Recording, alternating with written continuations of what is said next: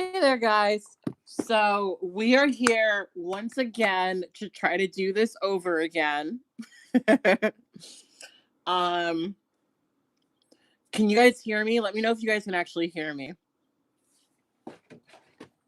I know that my laundry is going to be ready in like 10 minutes, so I'm going to hopefully be able to change my laundry before we actually start. We hear you. Yay. Okay, awesome.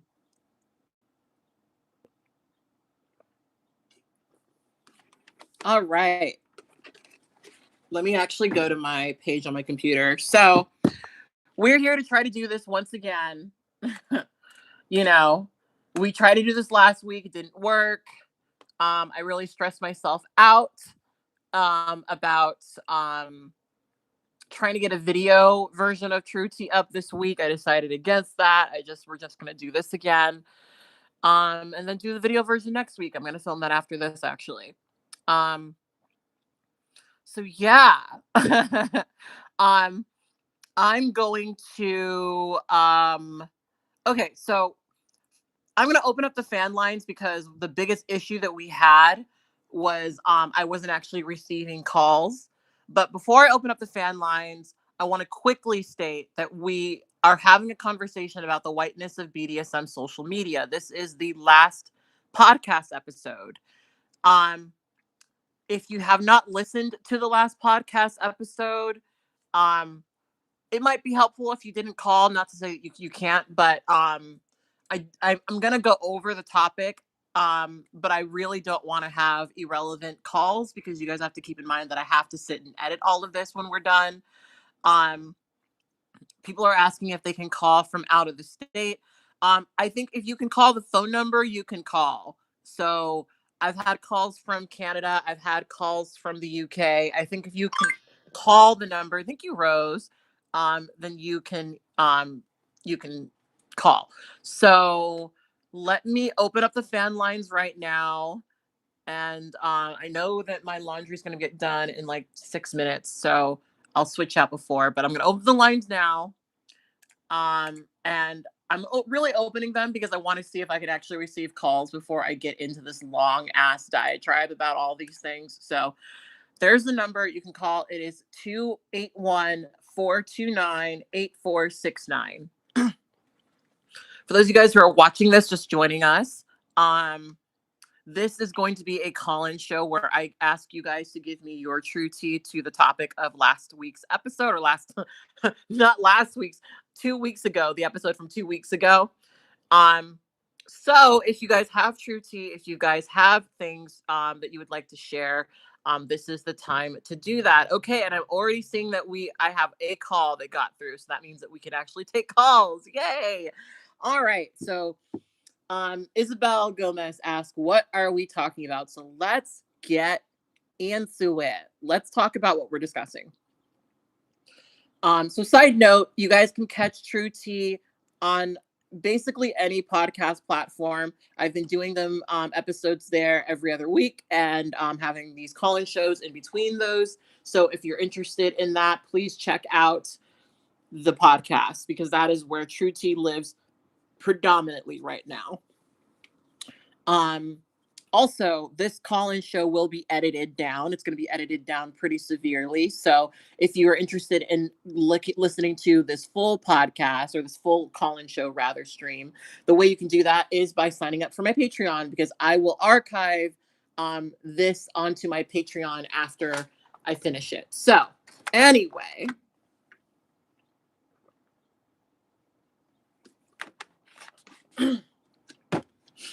I'm going to hide the chat because I know that people are going to try to talk about irrelevant things and I don't want to be distracted. So here we go. So the topic of this I keep saying last week because that's how I usually talk. But the last topic of True Tea was the whiteness of BDSM social media. And I specifically spoke about the Instagram rope community because there was an incident that happened with a pretty popular rope artist who got into some trouble because they tokenized one of the very few Black women that not Black women, it's just a woman of color who decided to do rope with them, right? So I guess to give some super foundation for this, rope art is just that for a lot of people. For some people it's very sexual, for a lot of people it isn't. And the stuff you can see on Instagram is usually pretty artistic, right? But when I'm on most of my feed, I predominantly see one archetype of rope bottom, aka somebody who is tied up, generally thin, generally cis, generally white women. And that is a very popular thing. And that is overwhelmingly what is expressed when you look at most BDSM, most rope, at least, well, BDSM in general, but most rope art. You predominantly will see that rope seems to be a thing that people only manage to do with that archetype of a thin, cis white woman, right? And so one of the things that I had recognized even before this incident happened was that, um, as a Black woman, it was very, I guess, I don't even know how to properly phrase it. Of course, I say it better in the podcast, but it was a little, it was kind of harmful for me to mostly see from several different people around the world that everyone desires doing rope with this one particular archetype, right? So I kind of needed a bit of diversity in my feed because it is very, very greatly lacking, right? So there's this one particular rope artist. This rope artist is non-binary, and they do rope on the archetype in which I described. And they got into trouble, I guess you could say, because they did a photo shoot with a woman of color, and they tokenized that woman of color in their in the way that they posted about them on social media, right? So for context, this particular rope artist is pretty popular, and they do some really, really great stuff. The vast majority of rope art that you see on Instagram is just going to be straight up, pictures of people in rope, right? But this particular person was really, really, really, really good at creating some just beautiful art with scenarios and costumes and lighting and all this other stuff. And so they are a fairly celebrated rope artist on Instagram. And so they did this scene with this person of color, this woman of color. And basically what happened is they posted the pictures, and in the caption of the picture, they made a really, really big deal about her race, right? And the person who bottomed for this rope artist um, did not really understand that part of the reason why they were doing rope with this person so that they could make this post about diversity, right? They sort of saw it as the beginning of a relationship that they were having.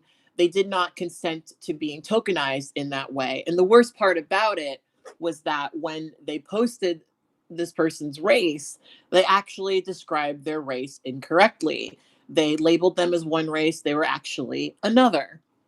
And so this kind of led to the woman being very uncomfortable and basically saying, "Hey, I really don't feel comfortable having my stuff up." And so the posts were taken down and were replaced with an accountability post. Now, for me, this is kind of where I sort of came into the conversation because I saw the accountability post. And the accountability post was them basically drawing attention to the fact that they did this thing, that they are apologetic, that they are interested in learning and growing. But they wanted to make an explanation for why the photos were removed, because, of course, it does look sort of strange that the one person of color they photographed and posted pictures with also happened to have their pictures removed, right? Um, and so And so this led to a lot of discourse on Instagram because there were a lot of people who felt that this particular rope artist should not have apologized. And then there were people who came out to basically express that there were so many ways where this particular rope artist had interacted with people that would lead people to believe that they simply do not want to do rope with people of color. Um, And so it was a really interesting sort of discourse in the comment section, because there were a lot of people who were basically saying that this person should not have made this apology. One of the comments that I remember very vividly is one comment specifically calling this rope artist spineless. The apology, spineless, right? Oh, that's my laundry. Stop. I'll go change my laundry and then we'll take a call.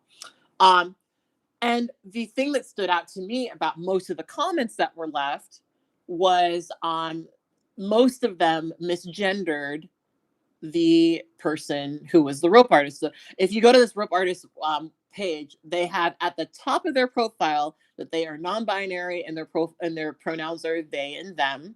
But so many of the comments were calling them he and him, and he shouldn't have to apologize this, and he shouldn't have to apologize that, and it was um, really, really interesting to think about the fact that this person was essentially apologizing for a racism that they did. And there was a pretty large sizable portion of their audience who felt that they had no reason to apologize, that they were kowtowing to wokeism and all this other shit, and that they were, of course, misgendering the person, which to me says a lot about the kind of stuff that you put out there. And so for me, this led to a conversation about exactly the kinds of audiences that these rope artists cultivate. Now, some people are asking me for the name of the rope artist. I need this to be understood about most of the times when I have these conversations. If I'm deliberately not mentioning the name of a person, that is for a reason. I'm not interested in creating content that encourages people to dogpile. I'm not interested in sending my audience over to examine this person. That's not what this is about. This is about larger conversations, right? So this rope artist made a couple of follow-up posts. And in the follow-up post, they explained, well, it's not that they only prefer doing rope on white women. It's more so that they do rope with predominantly their partners, and those partners just happen to be, by happenstance, white women. Okay. And here's where I land on this. Okay. If you want to create rope art that's just about hot white women in rope, I think that that is your right. I don't really have a problem. So here's what I said in the podcast. I follow several rope artists on Instagram who predominantly post pictures of white women in their rope. And they predominantly post pictures of it's either white or Asian women, all thin. Sometimes they'll throw in a light-skinned mestiza woman. um you know um and that's what rope is. And I have no expectation that rope for them is more than that, because they present themselves in a way where that's not the expectation I have of them. This particular rope artist is very, very lefty. They post a lot about politics. They post a lot about you know different things that are near and dear to my heart, like Black Lives Matter and certain queer struggles and things like that. But if you look at their feed is very white, very cis, and very thin, right? Um, and so again, this really made me think about the kind of audience that you're cultivating, because this person was cultivating an audience that misgendered them, that seemed kind of like they seemed kind of annoyed at the very idea that they would even do a photo shoot with a woman of color, right? Because they're not following them for that. They're following them for, hot white women in rope. So, there was such an interesting conversation for me on top of this, because like I said, this person said, well, I just do rope with my partners, and my partners are all white women, basically, which isn't true, but whatever. Um, and the thing is, and one of the things that they said was, um, I'm just not approached by women of color. I'm just not approached by women of color. Which did, like I said, didn't turn out to be true. There were a couple of people in the comment section who commented and said, hey, I've approached you. I've messaged you and you left me on red. There was one person who said that they had done a photo shoot together, but the photos were never posted. Woman of color, right? And so for me, I started thinking about the fact that when I look at this person's rope art, again, all I see is white women. What does that communicate to me as a rope bottom who's a black woman, right? That tells me that I'm not likely going to be their type, right? That tells me that it's very unlikely that they're going to ever approach me or want to do rope with me because I'm not white. Now, that might not be true. That might be very, very, very untrue. But as a black woman observing this rope art, I don't, because I don't see myself in this rope, I'm not going to look to you as a person who's open to doing rope with me. And my frustration with some of this conversation is that a lot of people have kind of learned that they can't voice their preference, okay? Because, they don't want to deal with the bullshit that comes with voicing their preference. So a lot of these people, especially people who are lefty, especially people who consider themselves to be hashtag woke or whatever, um, a lot of those people, um, they have preferences for white women, but don't want to say that out loud. In the video that not the video, the podcast episode, I spoke about a rope artist who I'm friends with who has always been very wishy-washy about whether or not he wants to do rope with me. And over the years, he has asked me if I was interested in doing rope, but mostly in the context of other dominants expressing interest in me and him wanting to get there first because he's a big egomaniac sort of person who is my friend and I love him or whatever, but that's part of his personality, right? And I recently messaged him and was kind of like bottom lining it because we're going to stuff again. We're doing BDSM things again. And I was like, hey, over the years, you've offered me rope. It hasn't happened. You seem really wishy-washy about this. I just want to know if this is a thing you want to do. Just so that I can remove the like baseline expectation I had. And he really struggled to give me an answer. And one of the things he said was that he didn't want to give me an answer because it might potentially be offensive. Now, that could have been about any slew of things. It could have been because I was trans. It could be because I was a black woman. But either way, I don't see black women or trans women in any of his photos on Instagram. So it's clear to me that he has a very specific preference, but has learned that he can't voice that without certain people thinking that he's an asshole. Right? And I think what drives me a little crazy is when people they want to do this thing where they're presenting themselves and their work as so woke and so aware and so this and so that. But at the end of the day, they prefer white women like everyone does. They prefer cis women like everyone does. But you don't want to be seen like a person who has that preference because people are probably going to call you an asshole for it. You know? And so, in LA especially, you've got this really annoying thing where people do have these preferences that echo the status quo. They do have these preferences that do, they that do definitely express that they, mostly do BDSM with the dominant class, but they want to present themselves as people who are in alignment with the oppressed, and my big thing is if your stuff isn't political in that way, it doesn't need to be political for that way. I would appreciate it if you kept your lefty politics out of the conversation. Just post your art. Just post your pictures of hot, thin, cis white women in your rope. You can do that. That's fine. There's nothing wrong with that. I don't really appreciate when now you're sort of dancing around it because again when I look at this person's work I don't look at myself I don't see myself in this work at all and I don't need to. And one of the things I say in my podcast is this is definitely not me bitching and moaning about people not doing BDSM with me. My butt is currently bruised as we speak. I have no shortage of men who are interested. But to me, I think it's really important for people to sit down and have these conversations with themselves. What does your BDSM media that you're producing and posting for the world, what does this actually represent? What does this actually mean?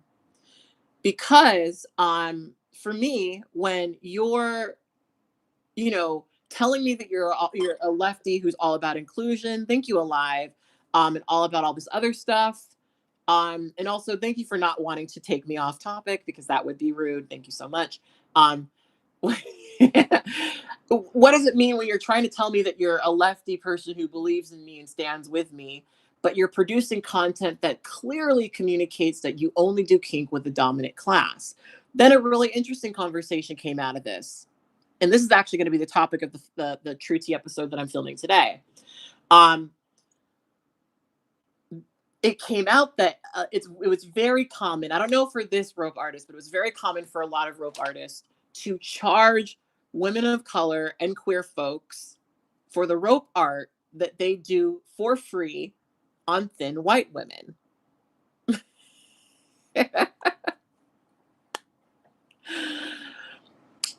And so now we've got another issue.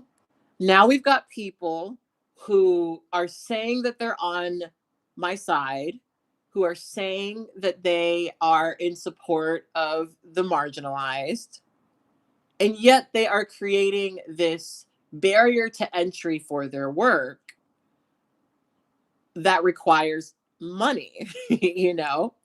Um, and yet they give their BDSM to the dominant class predominantly, you know? And so, listen, again, I'm just fucking saying that you can do whatever the fuck you want. You know, if you literally only want to create BDSM artwork with white women, I genuinely don't have a problem with that. I do have a problem with it when you're trying to also say out of the other side of your mouth that you give a fuck about people like me. Because for me, as a Black woman looking at this stuff, again, I have been, like I said earlier, for me, it made me recognize that in so many ways I was kind of terrorizing myself by filling my feed with these rope artists who communicate to me subtly that they only do rope, they only do BDSM with white women or sometimes Asian women. And these are people, and the thing that got me about this was that, like, these are rope artists from all around the fucking world. You know, this is not just an LA rope thing. This is internationally. You know, you don't produce content at all that shows that you even have an interest in working with women of color. And when I had this one rope artist who I looked up to and admired, had an opportunity to work with a woman of color, they fucked it up. And of course, for me, this was a cyclical issue because, well, you've got this situation where this person who generally doesn't work with women of color worked with women of color, and they could only tokenize them, right? They could only tokenize them. And I think that that's the problem I'm having as well, is that there are a lot of rope artists who know that their work is very white. And so they could only see working with a woman of color as, them sort of throwing a bone. Do you know what I mean? As them sort of, I guess I'll work with, I guess I'll work with this person of color, especially if it's going to mean that I'm going to look good on social media, which is not the spirit behind the rope art that they do with white women. And so you've got this kind of cyclical issue where, um, you know, there's not a lot of representation in the work, but the people who make this work are predominantly showing this one archetype, right? And then when they go and do this photo shoot, oftentimes they can only do it in a way that is exploitative. And the issue with this woman of color being tokenized is that it's a type of exploitation. It's a type of exploitation where you're being put into a position where now you have to be this person's Black representation, right? You've got to be, you know, this person's Black. And that is inherently exploitative. And no one would probably sign up for that. Right. So that's what we're talking about today. I've got 5 calls on the line. That's awesome. I'm going to go and put my laundry in the dryer and come right back. But that is the topic of discussion. I'll be back in like 3 minutes. Give me just 1 second.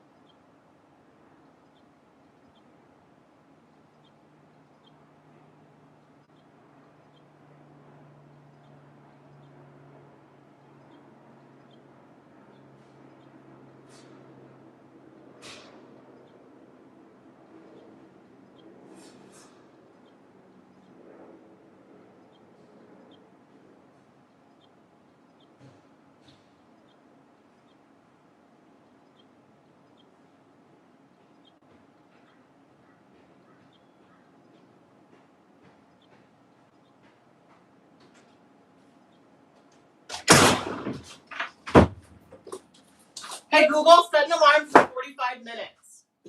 2:13 p.m. Set. Okay, so I'm back. Sorry about that, guys. Had to put my laundry in. I am if you've caught the last one, you know that I've been spending a lot of time with one of my partners, and I'm like staying over his place, but now I had to run back to my place to do this call-in show. And so I had to do laundry because I'm, gonna work today, and then he's gonna come home, and I'm gonna be all cute and refreshed, and things are gonna happen. Yes, I am turning slowly into a trad wife, and I don't fucking mind it. Anyway.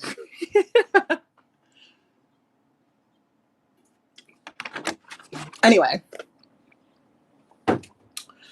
We're going to take some calls. Before we do, I do want to talk to you guys about the kind of people that I want to talk to, because I really try hard.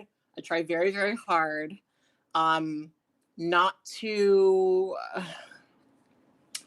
I don't want to be rude to people, but I also want y'all to understand that it does frustrate me when people call and they want to talk about something other than the current topic.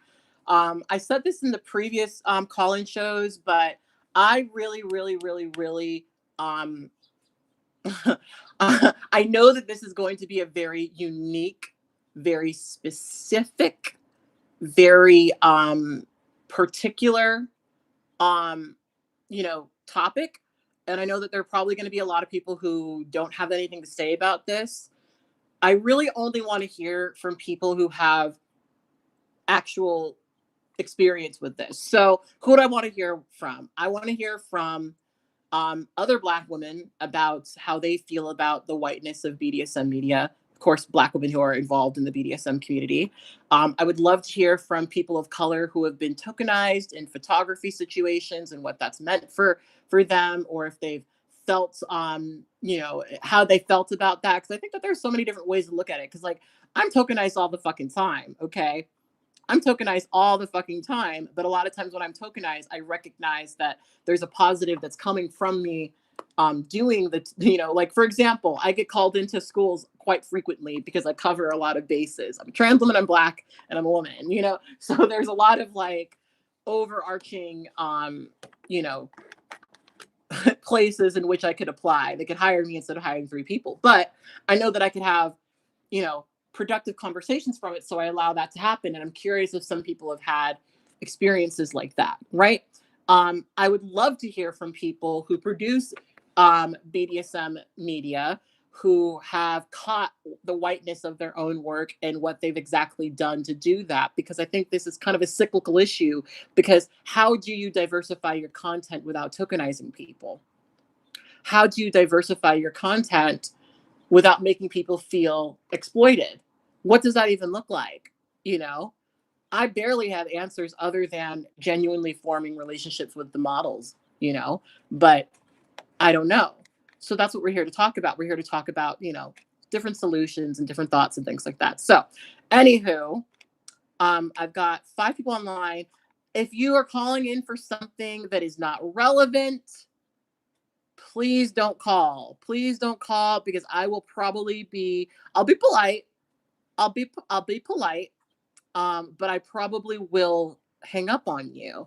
And if you don't want to have that experience with me, don't call. Just be respectful and don't call.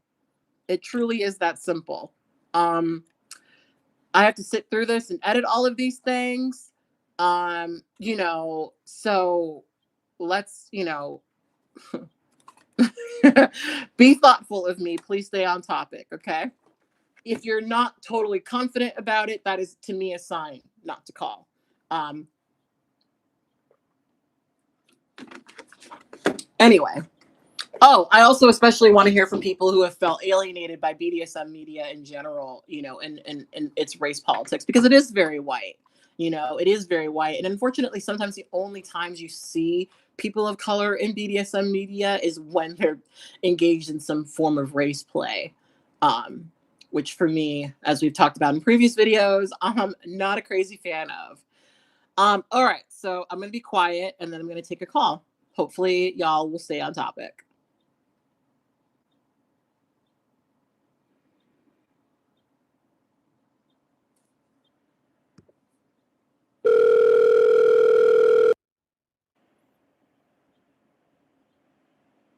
Hello.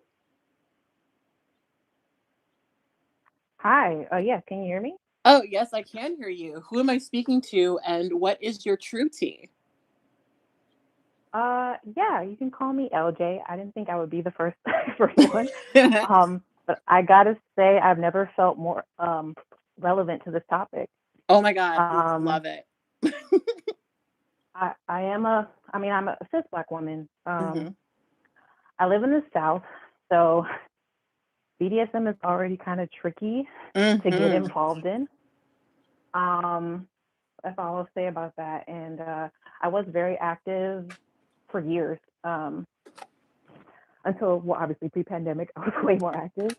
Um, but I ended up leaving the scene because of a lot of the things that you brought up. Um, I got burnt out. Um, so as far as my history, I actually was very into the rope scene in particular. That was really the biggest thing that drew me to the scene, and you know, I found out a lot of it on Set Life. I started with following people. The group kind of came out of it there where I lived. Um, I was pretty active in that. I actually ran a bottoms group very briefly Oh wow. in that space to kind of help educate bottoms on just what to look for in a rope top and uh, care as far as taking care of yourself, especially after being tied. Even learning to tie a little bit so you know how it should feel, stuff like that. Um, that broke apart for a different reason, but yeah, I was very active in that particular space to the point where my long-term partner at the time, we actually were picked to be like we had went to a con. They liked some pictures they took of us during one of our scenes, and they used it on the cover of the promotion for the next event. Oh wow. Um, so I do have a bit of experience with the tokenizing aspect of Mm. that because I know that that was for that particular story. In that case, part of it was at the time they were trying to diversify, so to speak. They had noticed that there was a lot of whiteness as far as the educators they were bringing in and the bottoms and just yeah, the staff, um, I won't name it because it's a decent sized con. Um, I'm already but guessing. they, I think you can guess. And they went through a bit of a upheaval after one of their major sponsors. There was a whole followed over that. Mhm. But yeah, they were trying to do the work to towards inclusivity, which I will say, obviously it was imperfect, but at least they were making the effort. I can't say that I went to many cons that bothered, um, from my perspective at the time. And then in my, so I was national stuff because it was fun. It was a good way to meet more people since it's a very small community where I lived. Um, but even that was, it was kind of difficult. I mean, you really only see a few like you. Mhm. Um, for whatever reason, it seems like Black people in particular tend to be more active in like the swinger culture Yep. than the kink Yep. culture. Mhm. That's my observation Which as sucks. well. And I think that's partially Yeah, because, like, my theory, I talked about this briefly in my podcast, but I think it's partially because when you're a black person and you come into the BDSM community and you see predominantly white people and you don't see very many black people, you do kind of feel a little unwelcomed, you know? yeah, yeah. And it's so like, so even going out to events, I kind of always have to push that aside and just accept like, yeah, I'm gonna be maybe the only person there, or Hmm. there might be two other people. It was a good way to meet other folks if I would see them. But they weren't there. There weren't a lot in the rope space, and it just felt like in a lot of instances, if somebody would approach me, it didn't happen often that anybody would approach me to tie. Um, I tend to be a go-getter that in that way. If I feel like a good vibe from that Hmm. person, I'll just ask. But I didn't know at the time that it felt like they were mostly tying with me for like material to post. You know what I mean? Mm-hmm. Like, so they had something to show on usually FetLife. I don't know that I really ever ended up on Instagram. Um, and so I just started to wonder about play partners that I had in that way, if like they were just trying to serve that aspect of Mm-hmm. um, what they could promote, if that makes sense. I can say for sure that two partners where that didn't come up, and it was really nice. Um, but yeah, it had me thinking about it, especially when you brought it up. That I don't know if I want to get back into it. With the world opening up, so to speak, kind of. It's kind of crazy here, but I just I don't know if I have the stomach to keep going. Mm-hmm. So it's it's been something I've been really trying to figure out in my attitude since I got it. Mm-hmm. Um, if I want to go back out into that, and it was a lot. It felt like a lot of energy to put myself out there and get passed around because there were a lot of smaller, like also a larger body woman, so there's a lot of small cis white and Asian women that are prioritizing the space. Mm-hmm. And yeah, just in general, it felt kind of hard to. It's been bittersweet. Like it's come with its risks. Unfortunately, I've Mm-hmm. definitely been injured. Um, but Oh, I you've like been it's injured? it's my favorite thing about kink. Oh yeah, I've had a nerve injury Oh, a couple yeah, with times, rope, yeah. mostly minor. Yeah. Um, See, that's why rope is and so scary to me because rope requires so much know-how and it's not something that you do lightly really. I mean, I don't do rope lightly because I'm just terrified of somebody hurting me because it is so easy to hurt someone with rope.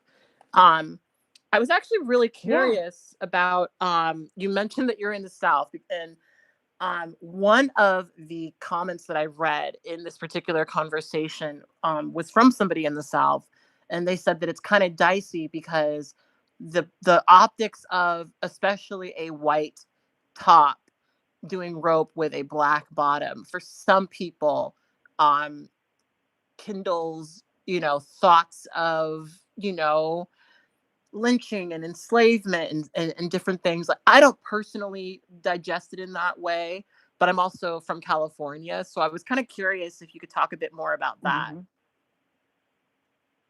Hmm. Um, for me, that never came up. That's I feel like that has come up more for me. Like it's been my struggle, like leaning more towards being a submissive. Like Yeah. that is when that pops up. Yeah. Like, I could never see myself, or I would never call myself a slave, but I have met Uh, black slaves, and I'm just like, well, if that's your thing. Um, mhm. but that's how it's come up for me. I've never felt that or had anybody say that to me. Mm. I've also been fortunate enough though that no one's ever tried to approach me personally for race play. I've heard of that happening to other women, and that's kind of another reason why they might not come out or they're really careful in the space. Mhm. Um, but I've never had that association with me personally. It did kind of come up a little bit once. I think I might have also seen that commentary. I was like, I didn't really think about it like that, but it's because it's all around risky. You know what I mean? Yeah, that's Like right. Yeah, I it's don't all think risky. about that particular thing happening. So yeah. Yeah, it's interesting. This actually is making me think. I have not been ever. Well, I've not been approached for slave play by white men, but I have been approached by slave play by black men several times. Um, and I'm kind of curious. Oh. You mentioned that, like, in your area, because BDSM is so different everywhere. It can be so different everywhere. Um, Hmm. Most of the black dominants who I know are invested in slave dynamics, and for me personally, I just will never be interested in that. I'm a very submissive person, but I don't want to be anyone's slave. That's just, to me, that Mm. crosses a line. I'm curious if you've ran into that as well, with black players out there, because that's been my big experience out Yeah, more here. often than not. Mm, mm, Yeah, more often than not. I have usually if I come across any black dominants, they are calling themselves masters and they're usually in an MS arrangement. And yeah, so I don't get involved with them if that's what they're looking for. mm. So you're right about that. I haven't.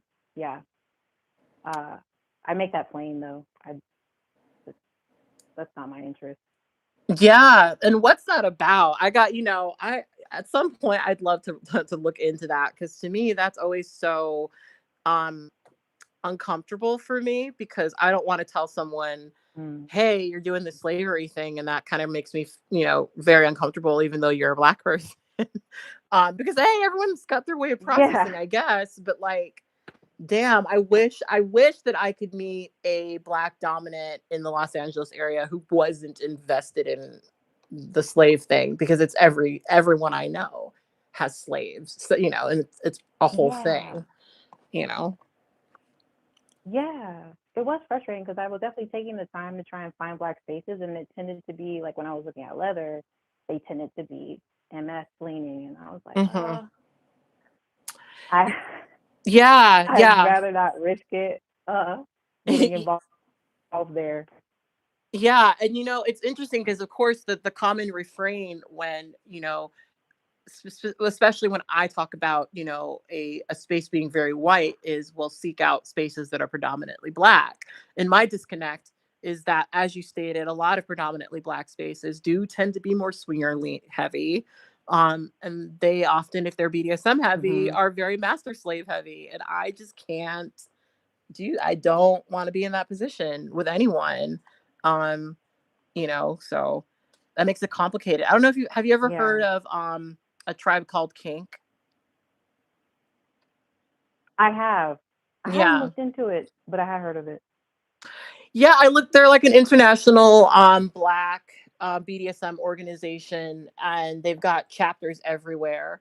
And I've looked into it. I've debated becoming a member, because I am getting tired of having to navigate in these predominantly white spaces as a kinkster, because it just puts me in positions where I'm constantly kind of having to navigate around racism, and that's just not healthy for me. So I definitely hear what you're saying about I don't even know if I have it in me anymore to keep going to these things because that stuff is so apparent all the time. That that weird difference and distance, it is hard for me to watch especially like brand new they've never done it before, white or Asian bottoms be prioritized in like this way that is Yeah. so obvious and clear, and it just makes you it has a way of indirectly making you feel worthless, even if we both know that's not the case.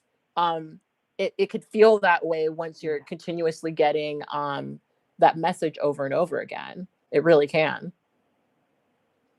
Yeah, absolutely. And I'm not a newbie by any means. Like I've Yeah, mentioned, no, I know I've you're ran not. space and like, but it still feels like it, like Mhm. sometimes it's just not getting that recognition too. That just makes it hard. Stepping out, uh, or looking for partners. It's Yeah. Do you it's have time partners consuming. that you Oh, sorry. I was just saying it's time consuming. Like that effort and yeah, it's Mhm. time consuming because Mhm. you gotta do that research too to make sure they're safe and how good they are. Yep. Um, Yep. That's a whole so other yeah. thing. That's a whole other thing. It's interesting because I did a poll on my Finsta where I follow all these accounts because I was like, look, I want and need to find um you know Black people doing rope art so that I could see more people who look like me doing rope work. And it was interesting Mhm. that almost exclusively I only got two suggestions for rope artists. Both of them were Black women who were tops who did suspension work with other Black women. And it almost sort of seems like that is if we want to see ourselves in rope, we got to do it ourselves sort of thing. And I've noticed that like a lot of the rope collectives that I'm aware of that are very woman centric um, are predominantly people who you don't often see in rope, who are not that archetype of the thin cis white woman or Asian woman, who rope artists who are men usually will look at and say, oh my gosh, I would like to play with this specific person. And I know that you started your own thing, and so I was kind of curious if you'd sort of observed that sort of thing as well. Yeah, I did. Mm-hmm. Um, I did because I um like honestly that's when you're talking about finding Black people that are doing the rope. I got lucky and found out about like a BIPOC rope monthly meeting, and it's Mm. run by a friend of mine that's a Black woman. So yes, so like Mm-hmm. we're out here doing the thing because Mm-hmm. we're tired of not having the opportunity, um, and it's it's frustrating. But I guess I like that at least that's an option that's come up. Like Mm-hmm. it's a she's intentional to create where other people of color or other races can show up, but it's like the central focus is spaces for BIPOC, um, Yeah. or at least we're centered. Um, but yeah, you're right. Like I've tried to do that as well, and it's um, difficult to find. It's Yeah, very yeah, and difficult and to for find. me, like I've started having conversations with myself because like rope is something that I've done with my partners. You know, I have one of my partners is in like a very serious rope tying group, and I've mostly done rope with him, and I've done rope with a couple of other people. But I've often just as a bottom, I do rope with generally people who I'm at least vaguely attracted to. But also, I do have this Mm. curiosity about doing rope that's more of like a tactile, like I want to learn how to do it kind of thing that like is a different part of my brain than me bottoming for rope, if that makes any sense. Um, and so I've thought Yeah, a lot absolutely. about like participating in some of those groups, even if they're not really going to be, doing the thing for me in the way that bottoming for rope would do. A, just to support them, and B, to learn, because that seems like the only way to really do it. Honestly, is to Find a thing where a Black woman is teaching the thing, and take those classes and join that group, because it's, you can't, I think it's, you can't really expect for um especially these white men to have that degree of openness. Some do, but a lot don't. The people who tend to be the most represented and the loudest in the community don't have that openness. So Yeah, gotta yeah, I do it, found gotta that. do it ourselves. It sucks. Yeah, it does. And I hope you can find options in LA. Like there's virtual stuff I've heard of that's about um Hmm. like the friend actually I mentioned. The only reason why I haven't mentioned it is because it kind of give away where I am. Hmm. But yeah, I think it's best if you can find someone that's doing it where you are, so you have the options like join in person. I think it's just very the virtual options are great, but I think it's very different when you can attend it in person and like maybe you're I mean you already know if you or if you ever go to con events, like it's different, like Yeah, yeah. I've that I've started group going to, environment. yeah, the organization that my partner is in, they do these rope groups every other week, I think, and I've been trying to go to some of those. So, you know, but I'm no longer walking into these spaces expecting to meet a partner to do rope with the way that I once was, and that does sort of suck in a lot of ways. You know, because I just now have to look at it differently. But I can do that. I think one of the things that stands out about this whole thing is that I think all of this stuff, the whiteness of it all, it just makes it so much more inaccessible to like everyone who isn't that. And people react to that differently. Some people create their own shit. Other people, they throw their hands up and say it just isn't for me. You know, um, Mm. and that's really unfortunate. Um, But anyway, I think I'm going to take the next call. But thank you so much for calling in and sharing your perspective with me. I really appreciate that. Thank you. I'm happy I could call in and talk about this. This is great. Yeah, thank you for being on topic. I really appreciate that. Um, and if you ever want to call in again on one of these Absolutely. topics, please feel free to. All right, awesome. Well, thanks, Kat. All right, bye. Bye. All right, that was a good little call. So I know that my laundry's going to be out in like 14 minutes, like 17 minutes, I think. 20 minutes. I'm not good at math at all. That's why I do this job. All right, so I'm going to take silence, and then I'm going to take the next call. We got 4 people on the line. Here we go.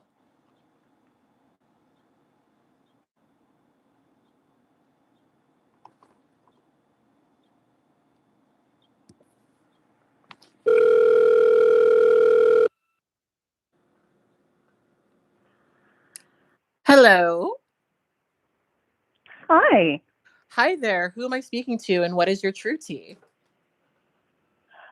You can call me Nikki, and I have been into BDSM since I was 22, 23. I'm 35-ish now, so a while. And I started on, well, I didn't want to put my credit card online, so instead of starting on FetLife, I started on Collar Me, and Mm. eventually realized that I was very into pet play. And I am a woman of color. I am Black and Indigenous, and I am bigger. And I have a ton of health issues on top of that. So, trying to find a partner even back then was kind of tricky. Uh, I have had very similar experiences to lots of the people who have called in and talked to you before, especially the unicorn hunters and the people who have uh, been, asked for race play. I've been asked for race play up, down, left, sideways. It's crazy. There's so many people looking for race play, and it's always like, the people you see wearing MAGA hats in the regular Facebook pictures. It's nuts. Mm-hmm. Anyway, So like I said, I was starting to get very into pet play, started seeing a lot of pet play on the adult side of Tumblr, and I eventually crossed this, like, they were touting themselves as an online magazine and kind of the cat girl equivalent to Playboy. Mm. And I wanted so badly to be a kitten for this website. And I, was saving up and I was going to do photo shoots for them. And then I noticed that all of their models were white. Mm. All of their models were cis. All of their models were thin, with the exception of like one or two. They had tokens for sure, but they kept them in the back. None of them had any individual photo sets posted. Lots of models of color reported submitting photo sets and then just never getting published, never getting paid. It was really, really sad and disheartening. And I felt for a long time I had no place in BDSM, no place in pet play. Like, everybody wanted a cute little white girl in pink pet play gear.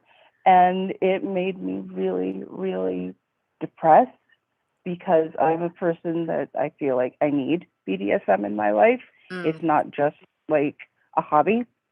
It's Mhm. something that gives me balance and serenity. And I was just so disheartened. And then recently it came out that not only was the person who was running this, like, pocketing all of the money and buying champagne, expensive champagne, and throwing parties, and like, she was inviting predators and people like Davi Vanity Oh over God. to their house and giving them carte blanche to just harass the other kittens. And I'm going to say kittens instead of girls. I'm going to try not to say girls, because at least one of them identified as non-binary, Mm. and then they said that they were made to feel that they were unwelcome specifically because of their non-binary identity, and Mm. also because they were a switch. And I think that's ridiculous when it comes Mm. to especially cats.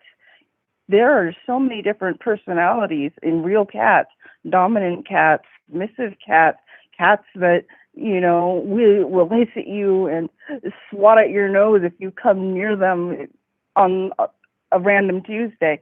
Like, there are so many different types of cats, and they said, we are only interested in white, submissive, cis female models to represent kittens at our events and in our magazine. Mm. And it's been enough to drive me out of the scene entirely and just live my life privately with my longtime partner. Wow. Wow. Wow. That's intense. That's intense. Yeah. I mean, that's what a lot of this stuff does. And it's weird because, like, I know that for a lot of people who create stuff like that, quite a bit of it is, some white dude has money and he wants to make his fantasies come true. And so if he wants a house that's full of kitty girls, that's what's going to happen. And those kitty girls are going to have to be his specifications. And, you know, but then stuff like that becomes the standard. And it's not even just about this person's, like, you know, personal fantasy anymore. Now it's reinforcing, like, all of these really upsetting things because it's seen as the standard. Um, and like, Exactly. Vice did mhm. an article about these people. Mm. They want to be the face of pet play, and Mm. it's infuriating. And like, you don't accept people of color, you don't accept trans people, you don't accept disabled people. And that's another thing.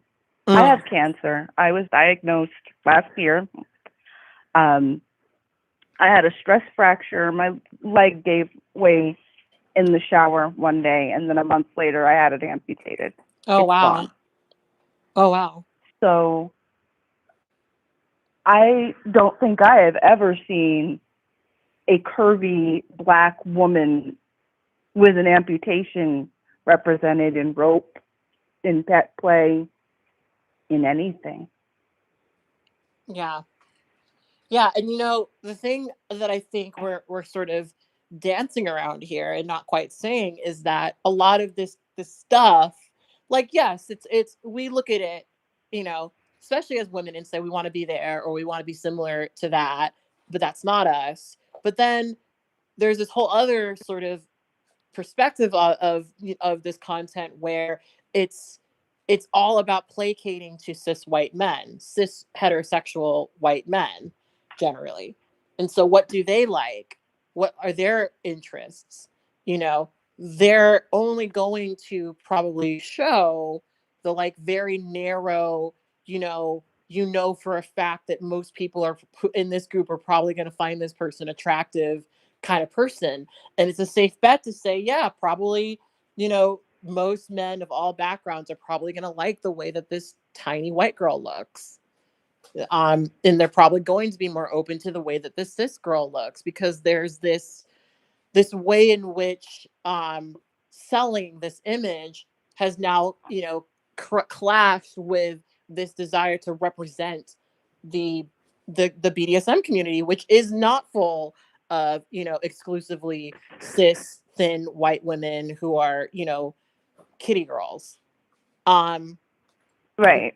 and that's such like an interesting thing, because I'm just now realizing this as we're talking. I mean, I knew this part that I just said, but in the podcast, I talk about the last man that I bottomed for with rope. The last suspension that I did a couple months ago was this guy who you go to his profile and you can see him tying all different types of people. You've got black women, you know, brown women, you've got people of all different sizes, you've got people of all different genders, you've even got cis men and this and that, because he truly believes in challenging himself as a rope artist, right? He truly believes in Mhm. representation and inclusion and all these things, and it's so obvious in his work, but he's also not trying to sell anything. And that's where I think the big difference kind of comes in. You look at this Kitty Girl magazine, and they're obviously trying to sell an experience for men who fetishize, Yes. you know, kitty girls, right? And Yes. and so, Luxurious ones at that. mm-hmm. And so of course, they have very little gain, from showing, diversity. If this is the organization that I'm thinking of, you go to their Instagram and there is a black girl. There's a black girl, Mhm. but A she one. there's one, and she's adorable, but she is Mhm. thin and small, and that's probably the only kind of black girl they're willing to show. And if any of the women who, I'm looking at are trans, which I doubt, but if they are, of course, those women had to fall within that parameter, because that's what this is about. It's about selling. It's about selling this experience, selling this image so that men will pay for it. Um, and I think that that's kind of an interesting conversation, um, because I guess, you know it's weird, because on one hand, from a business perspective, I get it, but I hate the fact that because it's functioning as a business, because it's functioning in a for-profit way, it's going to be, by nature of the way that that works, um, seen as the standard, and that's going to obviously, make people like yourself and like myself feel alienated, because when we look at what people are framing as the standard, we are not there. We're not visible or seen at Absolutely. all. So, you know, Absolutely. I often think, what is the solution? You've said that you're totally you've removed yourself from the community, which I totally get. I totally get. Even before the pandemic, I had started to become very disenchanted with dungeons for a similar reason. It was like, well, it's kind of it's exhausting to be in these spaces where I kind of don't feel exactly welcomed. um and is it good for me to continue to participate in those spaces? Like, what do you do? Do you throw your hands up and say, all right, it is what it is, and it's just never going to be what I need it to be? Or do you stay and do you keep trying to make it work? Is there anything that that could change, that would make you want to feel like you could return back to the community? You know, willing that my health improves and we ever get out of this pandemic, I'm even willing to take those steps myself Mm. to create a even if it's just a meetup or a pet play munch somewhere. I'd be willing to do that, but then that would be once again a Black woman creating the space and doing it for ourselves because Hmm. no one else will make that space for us. Yeah. And I'm tired. Hmm. I get it. Like, I'm tired. I totally It's get it. exhausting. Yeah. Like having to pave your own space everywhere you go. Hmm. And especially now that I'm doing that from a wheelchair, soon a prosthetic, I'm going to be walking around and kicking ass again eventually. But um, it's very difficult, and especially now that I'm in the wheelchair, I find myself even though I even have a partner wanting to assert my sexiness. And you know what? I am still a woman despite these wheels I'm sitting on. Damn it! Please do Mm. not desexualize me. Please do not treat me as if I'm no different from the pole next to me. Mm. Yeah. It's been a wild ride this past year, especially navigating all of those things, and bisexuality being one of them, of course. Mm. Yeah, I mean, and I know for me, I talked So about this before, but like the feeling of like sanity returning to me once I was not in these spaces constantly was kind of an interesting thing. I was like, oh shit, okay, maybe that stuff isn't good for me. you know? yeah, oh, maybe there is oxygen in the room when Hmm. when I'm the only Black woman there. Like, yeah, yeah, I totally get it. Yeah. Anyway, I don't. I know you try to give your callers as much time as they need. I've Hmm. pretty much said my piece, and I love your show. Thank you for having me on. But Well, I think I'm gonna get dressed and ready to go to my chemo treatment. Actually, oh wow. Well, positive vibes towards your chemo treatment. Thank you so much for calling in. I really appreciated your perspective. Thank you so much for giving me your thoughts, especially as somebody who has a disability on top of all the other stuff we're talking about. Thank you so much. well, you're welcome. Anytime. I'd All love to right. call back. Please do. Please do. All right. Bye. All right, bye. All right. So that was a really good call. I got three people on the line. This is not one of those ones where people are rushing to call in, which that's fine. These both of these calls have been great. Um, but you know what? I'm going to, would it be smart for me to take another call because I have to change laundry in 2 minutes? Okay, let's not do that. Let me turn the air on for 2 minutes. Can you guys hear me when I talk with the air on, or is it now really bad? So it's funny. We had a lot of conversation about creating our own spaces. I throughout this pandemic have actually been doing quite a bit of community organizing, um, and I actually had my first in-person munch um, this past Saturday, and it was fucking amazing. I almost cried. Just the fact that I like organized enough people to come together and um, you know see people like for the first time. There's a lot of people who had like been talking to each other for the whole pandemic, virtually, that are now, like speaking to each other. And that was just like so amazing. And I cried, and yeah, it was a whole thing.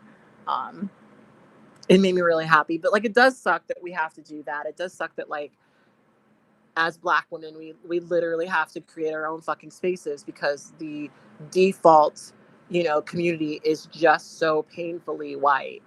And it's weird because like, I almost don't know what to say to half these people who are organizers, because like, a lot of what I think they would quote do would probably just be fucking performative. And I think that was kind of the interesting thing about this whole photo thing, was like, this person like did a whole fucking photo shoot with a woman so that they could seem more woke, you know?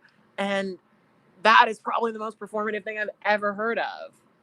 you know? I'm like, oh my fucking God. Why not do rope with a person who you want to really do rope with, because you're really into that person and doing rope with them? Like, it's just, I don't know. It's frustrating. It's frustrating because like, one of the things I mentioned in my podcast is that like, when you are in situations like that where, you've got you've got these people who are just kind of, they're giving you BDSM, but they're not really too enthusiastic about it. When that's the situation, of course you're not going to get their best work. You're going to get, the stuff that they give to somebody who they're throwing a bone to.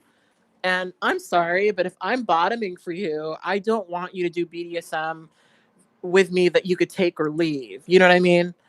Like, if we're going to be doing a BDSM scene together, I want you to be like in it and into it. I don't want to feel like, I'm being, I'm this person who you're so naturally repulsed by or not naturally drawn to that, you're just throwing me a bone. Somebody mentioned earlier that it's almost like pity. It is exactly pity, you know? I think that's the thing, is I think some people hear this conversation and they think, well, it would be ethical for me to give this person who I see as undesirable um some pity play. I'll throw them a bone.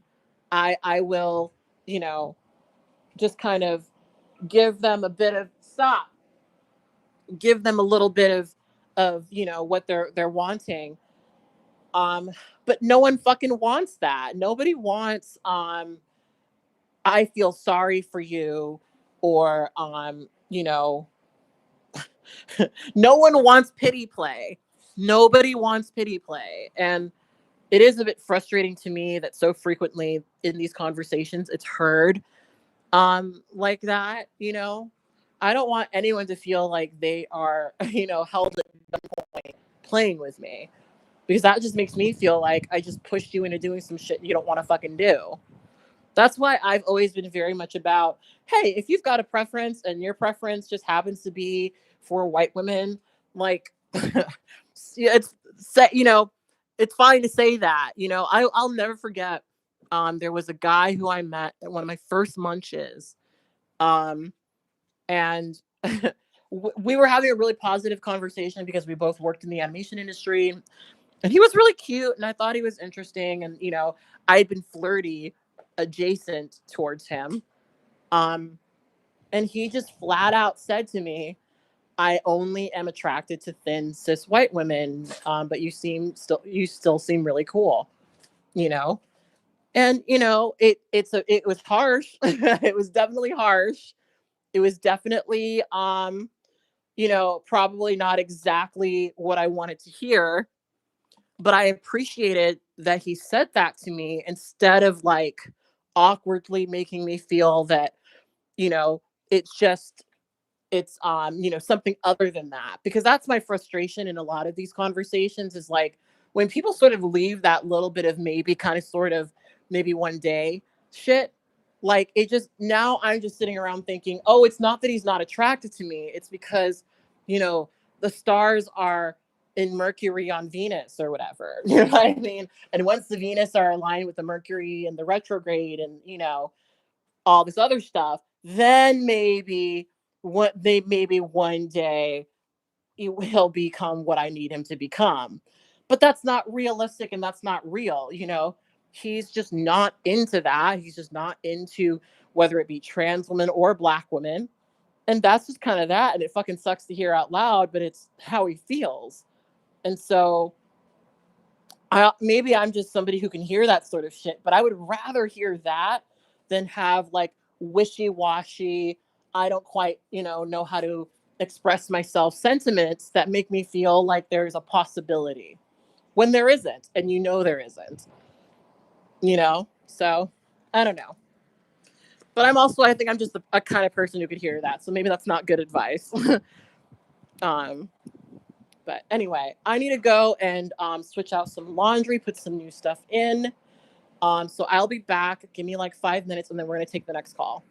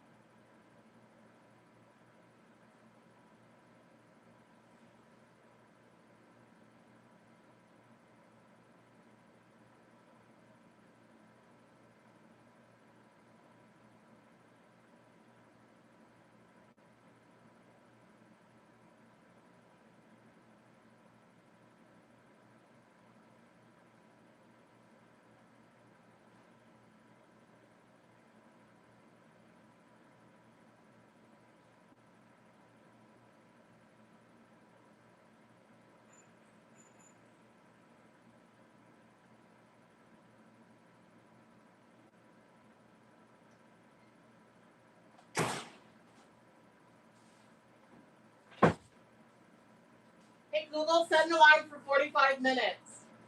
3:05 p.m. Set.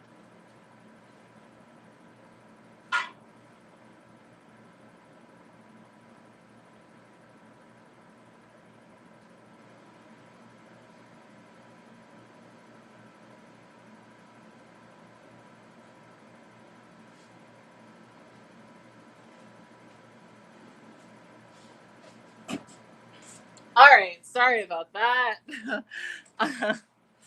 All this shit I had to do.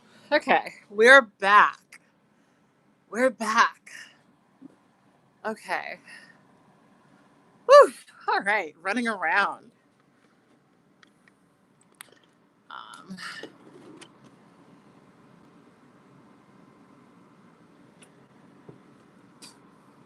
Sorry that I keep setting people's thing off. All right, here we go. Next call.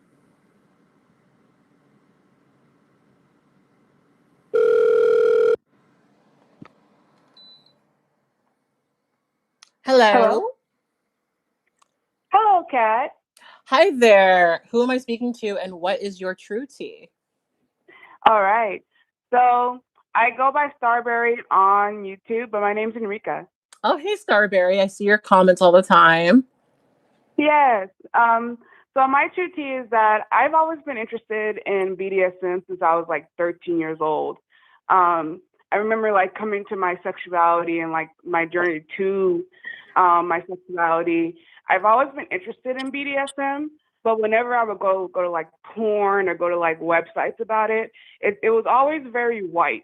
And so I feel like as a result of that, I felt kind of ostracized from partaking in the BDSM community in a lot of ways. And so for a while, it's just kind of always been in the back of my head, but I've never really pursued it until my fiance, who's Mexican, kind of like was like, well, I'm into this too. And so like as a result of that, very recently, I would go to the store and I would try to buy like BDSM stuff, but most of the advertising is white. You know, a lot of like the outfits and like the things that you wear for BDSM is very like white centric. You know, the white centric beauty standards are like being very thin. It's not really for people that are like plus size or curvaceous like me. And so I feel like in a lot of ways, the BDSM community is very ostracizing towards people of color, and specifically Black people as well, which makes it hard for the Black community to really try and experiment outside of the norm of like, or like normal sex, I feel like in a lot of ways. Mm. Yeah, I mean, BDSM, well, just in general, I feel like it would be wrong for me not to say this, but like BDSM media is like not reflective at all of like BDSM, especially with how terribly abusive and shitty it often is. Like, it's very much not the reality. But then again, that's like, that's common with all porn. Right, exactly. And so that's why I feel like in a lot of ways that it I agree with you where it's like BDSM is pretty ostracizing, and that's why I'm not really shocked or surprised when you tell the narrative of like the white guy who doesn't involve that much people of color or Black people into their scenes and stuff. And it's like, well, when you really think about it, when in terms of BDSM, not a lot of there's not that much people of color visibility at all, if any.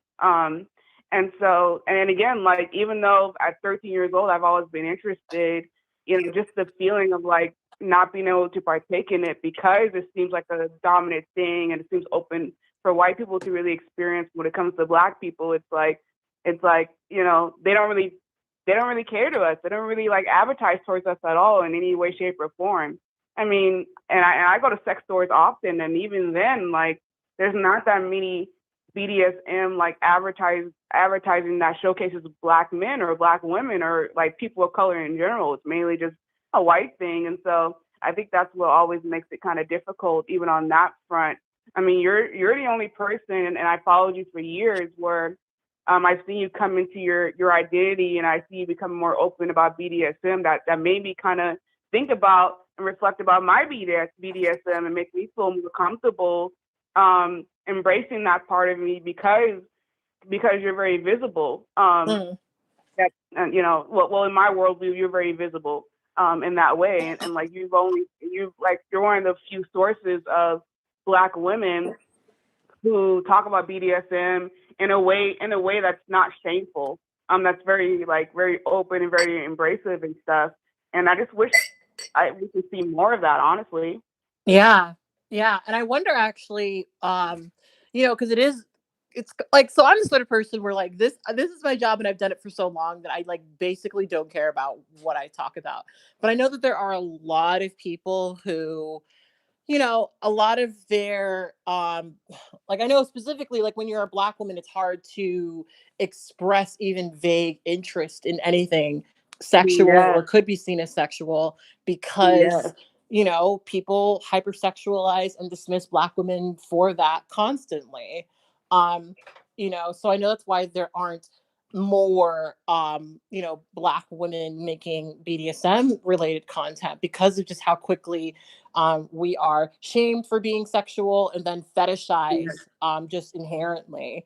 It sucks too, because like I know a handful of like really awesome um black women in the community that I'm in who really downplay quite a bit of the stuff they could contribute, because they don't want to deal with that sort of bullshit on top of already feeling like one of the only people in the community, who is of their race.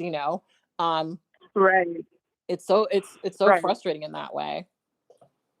Yes, and like I'd also like to add like the intersection that like when it comes to black women, we're often hyper Mhm. masculinized as well, and so I'm Yes. pretty sure that also adds to it as well.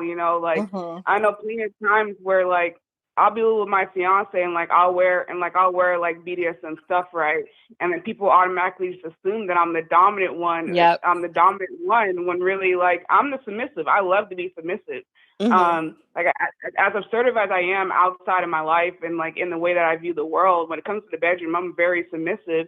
But Mhm. oftentimes people don't view that because of the stereotype that black women are like hyper masculinized and stuff in that way. And I'm pretty sure that also adds to it as well. Is that we're Mhm. not allowed to be submissive, we're not allowed to be fragile, we're not Mhm. allowed to be dainty in the same ways that other races and especially white women can be as well. So I also think that even if the BDSM community was to be more inclusive, I feel like racial stereotypes will still play into that a lot, Yeah. which is also would be like another issue in and of itself. Yeah, yeah, definitely. I mean, for me, the thing I'm constantly having to go through is people just looking at me and assuming, because I am a tall black girl who likes herself and wears a lot of black, that I'm a dominant. And it's Yes, and I feel like that's such a crazy thing for anyone to assume of me if they actually know me, because I am actually a very naturally submissive person. I mean, yes, I'm assertive, because I fucking have to be, honestly. right, But exactly. I'm not gonna let anybody put me in a fucked up position. But like after I get off of this call, I'm gonna go to my partner's place and clean his fucking apartment and cook dinner for him and show up in lingerie when he gets home, because that's just kind of my natural way of functioning when I'm in a relationship, and it doesn't feel Mhm. odd or weird to me. But a lot of white people look at me as a tall black girl who likes herself and think, "Oh, I want her to fucking beat me up." And Exactly. I'm constantly having to like affirm to people like, "No, I am not a dom. No, I'm not going to be interested in being, your big aggressive black dominant woman, fantasy. Um, no, that's just not me at all." And that can be very alienating, because that honestly, I feel like in the communities that I've been in, I feel like I would be incredibly fucking popular if I was just that black dom. Like I would feel Absolutely. embraced in a way that I don't as a submissive. And that's kind of quite frustrating, because I do actually know a handful of like very popular black dom women who seem to be very much celebrated within the community, but they're also probably celebrated because they're doms and not submissives. Yeah. Exactly.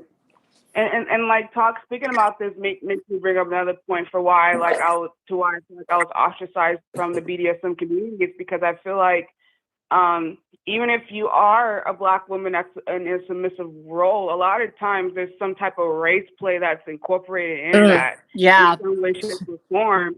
And Hmm. so that's what also made me turn off from it for a long time, because like I know that as a black woman, it's already bad enough that in the dating realm, like people are not going to find me as attractive unless they exotify me, right? Or like they fetishize me. And then if I were to ever put in a BDSM position, it's either I'm going to be like super dominant, domineering, like that type of way, Hmm. or I would be like it would be like a race play type of thing. And so that's why I feel like even in my partnerships that I've been with, um, like even like with my past exes, I've never really talked about BDSM and stuff like that, simply because I just know that, you know, for like my past partner, he was white passing, that it would turn into either race play or it would turn into like a domineering type thing.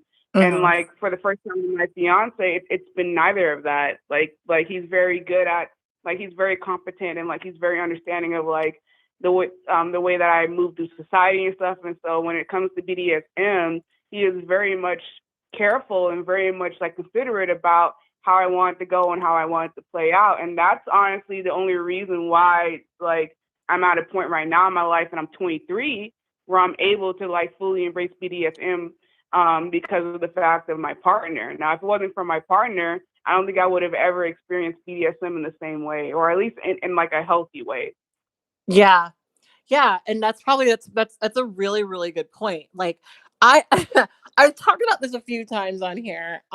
There've been a handful of times where I've been with a white man who I've felt very comfortable with, and we'll be in the middle of sex or something, and then suddenly the cock becomes a white cock, and you like that Yes. white Oh cock. my God. And I'm like, oh God, I didn't know this is what was happening. You're now, we're in the middle of a race play thing, and I should have assumed, I guess, and it's interesting because I've had a couple of weird conversations in my comment section where people, like when I came out and expressed that I don't like race play, some people were like, oh, surprised by that, because they know that a lot of the partners I've been with are white men.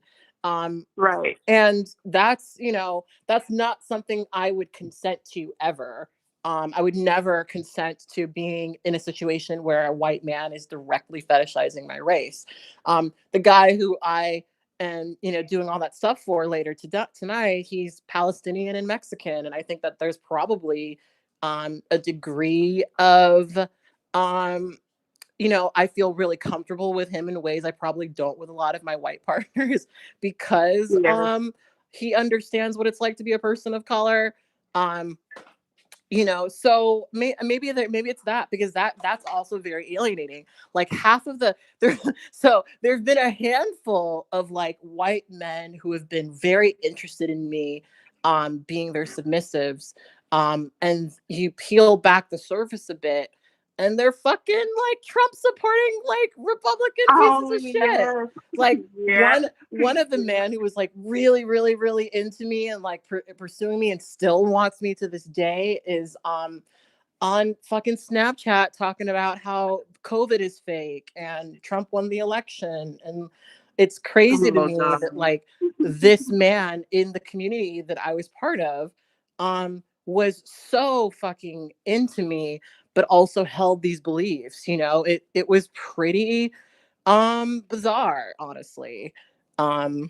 So that is definitely a way in which I think a lot of specifically black women who are submissives, are alienated out of the community, because a lot of people can't even, like a lot of like white people can't even imagine doing BDSM with a black person that doesn't have a racial component in it. Exactly. Mm-hmm. And we're Like, talking about as black women. For black men, that's a whole other thing, but yes. they don't seem to Yes. mind as much as I do. So I'm, hey, that's another conversation. That is a whole, yeah, I agree. That's a whole other tangent, even of it itself, in Uh-huh. this whole big conversation. Mm-hmm. But yeah, that's all I wanted to say. I really appreciate the work you do, and I hope you continue your work. And I'm thankful. I'm super thankful to finally get to speak to you. Yeah. Thank you for calling in and giving a much needed perspective. And feel free to call in whenever we have another one of these. No problem. You have a good day, okay? All right. Bye-bye. All right. So we've had some really good calls, and there's not a lot of people calling in, but all the calls have been like really fucking good. So I'm excited to edit this. I don't know if you guys can hear a difference, but I got up and started walking around. It's so hot in my apartment. I don't know why I think walking around will make me feel colder, but it kind of does. I don't know. There's probably no logic to that. Anyway, let me pause a bit and we'll take the next call.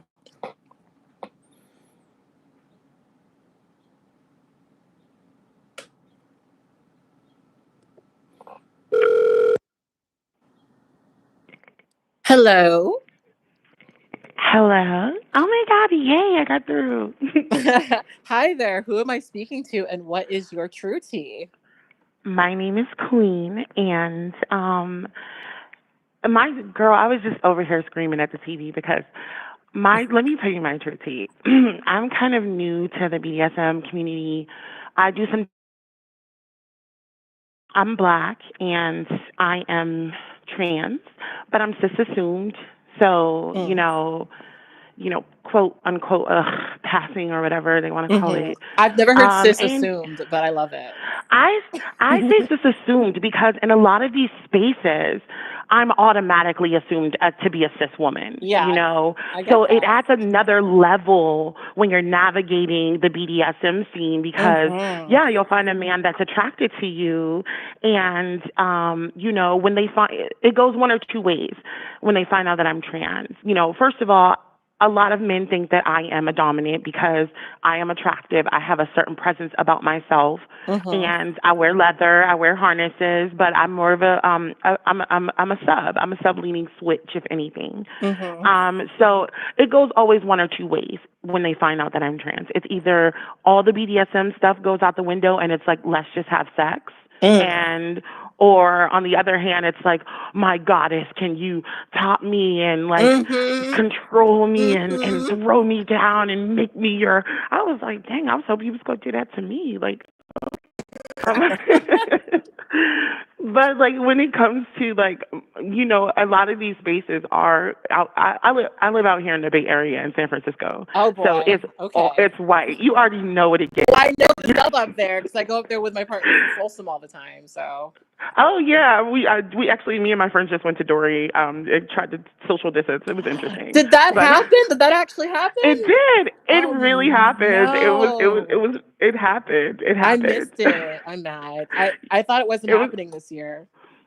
they did it. They did it. The San Francisco. They weren't playing. But like I started going to dungeons, and I feel like for me, there's a difference between what I find, especially like being a black trans woman in this scene, is that like when you're acknowledged as a black trans woman, it's really hard to get into the BDSM part of it. It's mostly Mm, always just hypersexualized. Like mm, for someone like me who wants to explore certain aspects, it's really hard to get into those because it's automatically like I'm automatically sexualized. It's mm-hmm, automatically like, oh, like if I wanted to be in the swinger scene, that's fine. Like I could have parties and orgies if I wanted to and be very popular. But I kind of resonate with what you were saying earlier. If I was a dom, I feel like everybody would want me. I feel like I'd mm-hmm. be so popular because that seems to be what most men want from me in this scene. Yeah. I mean, the ones that even can get past my race, you know what I'm Mm-hmm. saying, in the first place. Because it's like there's like layers to it. Because I have the exact same without the switchy part. It's like I'm talking to myself. I have the same experience where like people will look at me, they'll assume that I'm a cis woman, and then they might be able to overcome the racial difference part. Because on average, most of the people Mhm. who approach me are not black. But then the Same. trans part. That's another question. It's like, well, shit. And Mhm. and then it's almost like, well, I fucking opened my mind to accept the black part.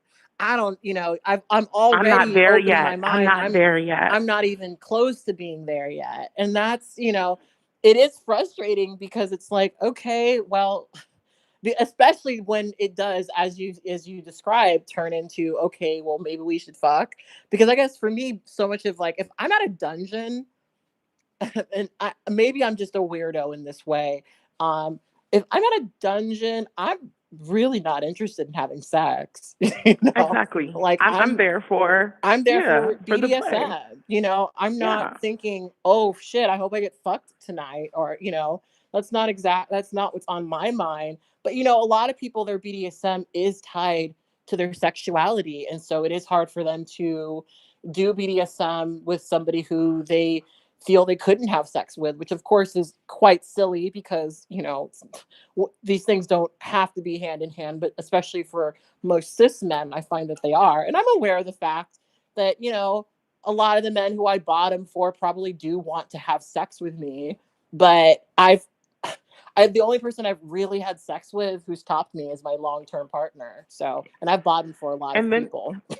you know. And then there's like this added more layer, and I'm gonna go there because then there's an even added more layer. It's already being in these parties or these dungeons and being the only black woman sometimes, or and definitely most of the times the only black trans woman in some of these spaces. Mhm. But then it's also seeing how the white trans girls get treated when they come into these spaces. Especially Okay, the go there, petite girl. Go the there. but girl, I'm going there. The petite blonde, the let the white girls out come into space, and then they are like queen, Sheba, goddess, all of that. You see Mhm. what I'm saying?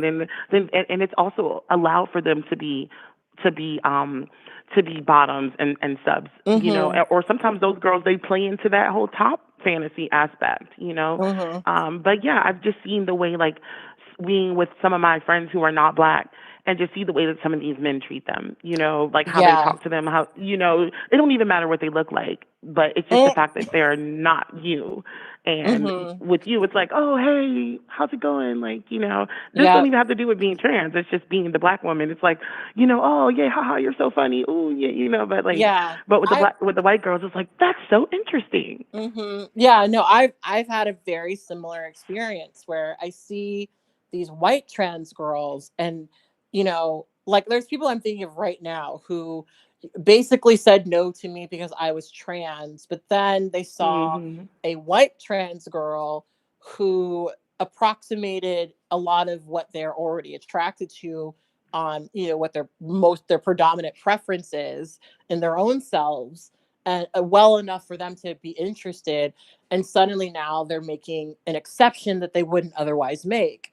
Right. And it's put me in a couple of positions where it's like, oh shit, okay, so was it because I was trans or it was because I was black? Is it because I'm both and that's intimidating to you?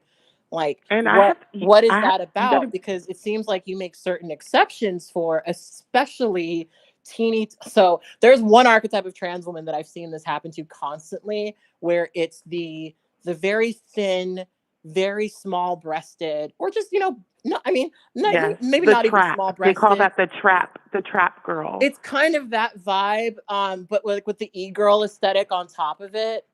I've seen a Mhm. lot of that Yes. kind of like, okay, if she can dress like an e-girl, and Like Billie Eilish. yeah, well, not even Billie Eilish, like just, you know, like a Bella Roche or something. And like if Mm. that's what they can do, if they can perform that, then they're put into this position where they are very, very much like unquestionably seen as submissive. And this is actually an issue that I've ran into with black men, where a white trans girl will be sort of seen as more attractive than I am, and they'll make Exactly. exceptions for a white trans girl that they would never make for me.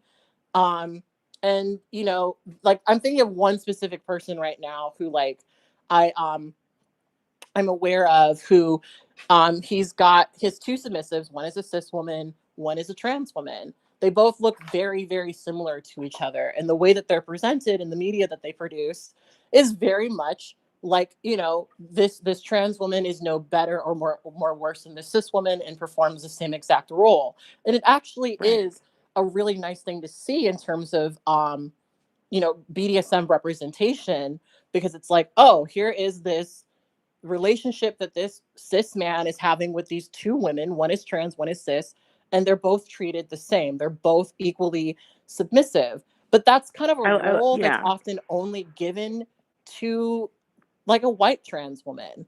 I haven't really seen the same thing with black trans women.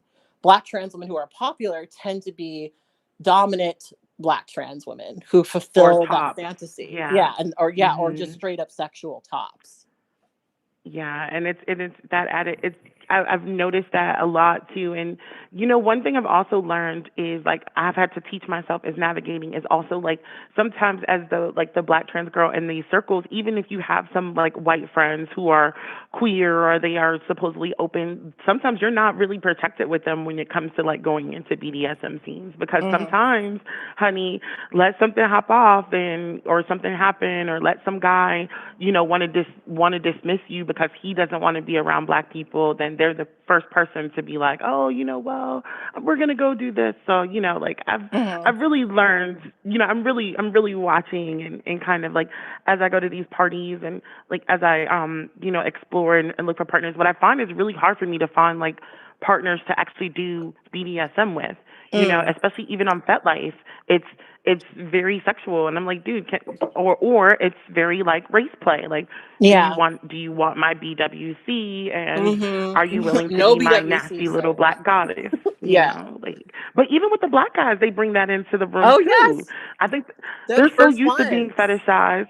They be like, you want this BBC, and who's They'll your say it black before anyone master? says And I'm it. like, Uh-huh. wait, can I just take the big dick? Like, Yeah, like yes, I would like big dick. I don't know if I want big black dick specifically.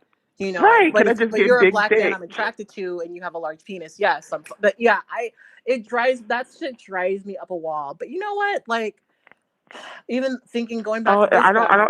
I don't know what's. I had a black guy call like, oh my god, the black. Some of the dude, like I'm from the East Coast originally, Mm-hmm. so it's a little different vibe over there, and I've had the black boy call me the N word while he was having sex with me What? before, What? and What? How did he call you the like? What? Sis, I need to know because the context now. Now I need it was answers.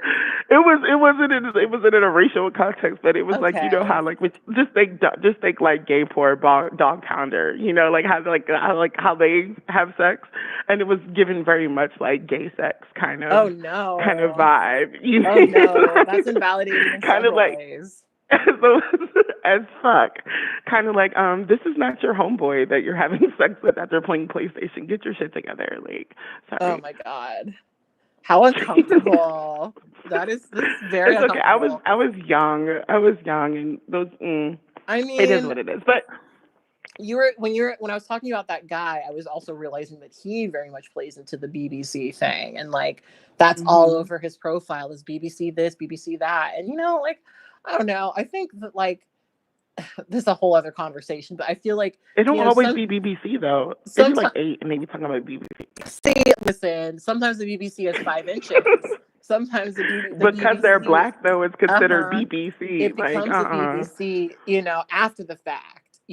It's just it's 3 inches hard, but it's a BBC. Okay. Um, I get asked about my genitalia all the time on like FetLife interesting. and like on like because like no matter how cis assumed you are, once they Mm-hmm. find Oh, out, of it's course. that's all it's about, especially at parties. Like Mm. I don't know.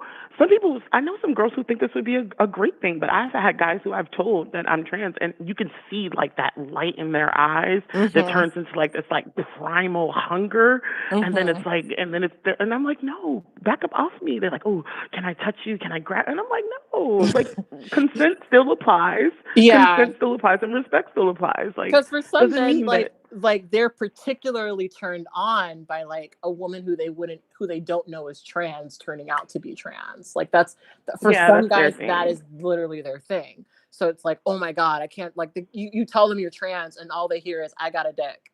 And if you're black, sometimes it will be, oh, I'm sure it's a big dick. Yeah, that's It's exactly what like, it is. It's like, oh, it ugh, has to be a BB. You must be ugh. huge.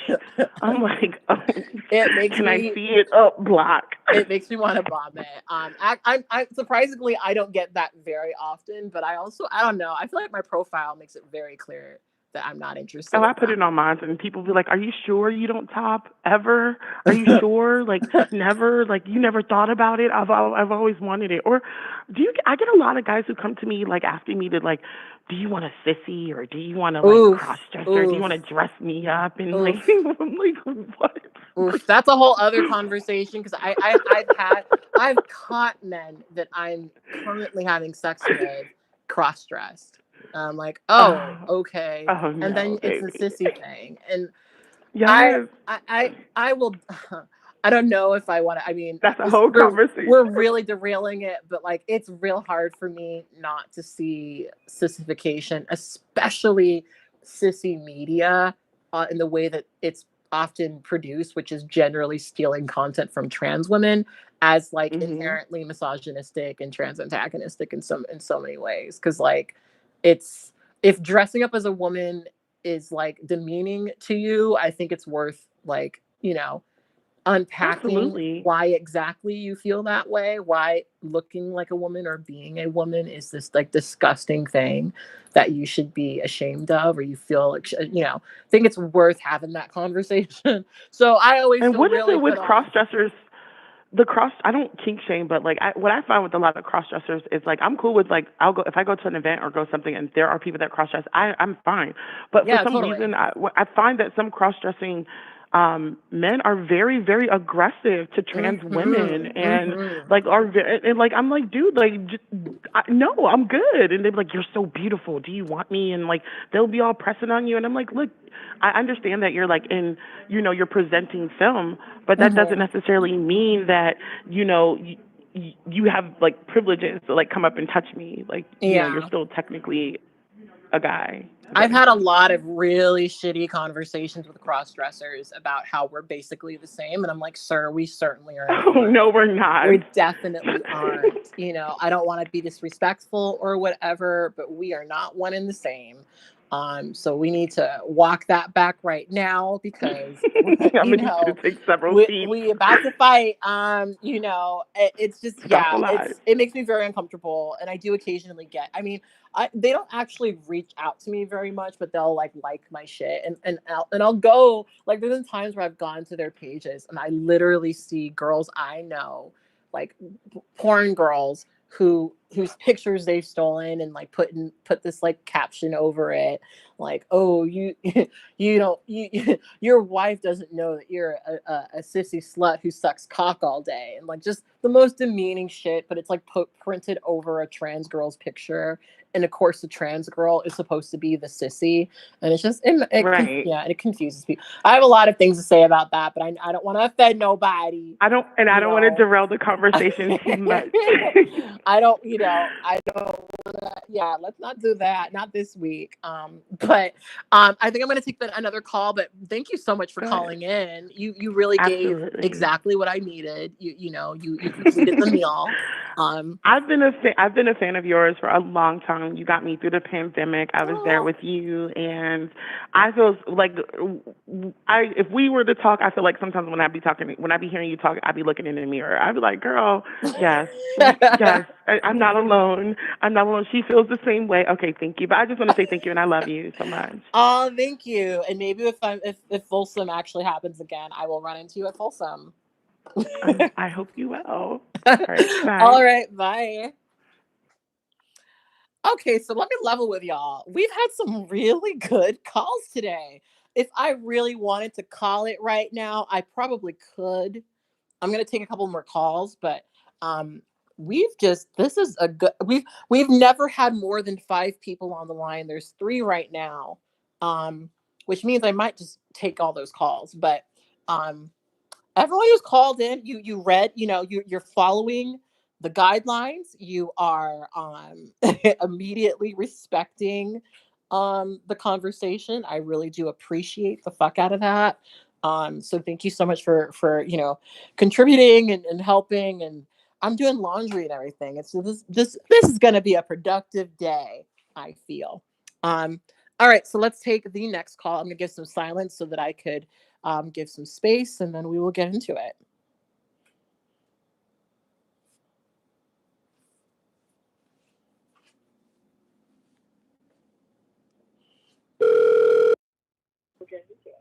Hello. Hello. Hey there. Who am I speaking to, and what is your true tea?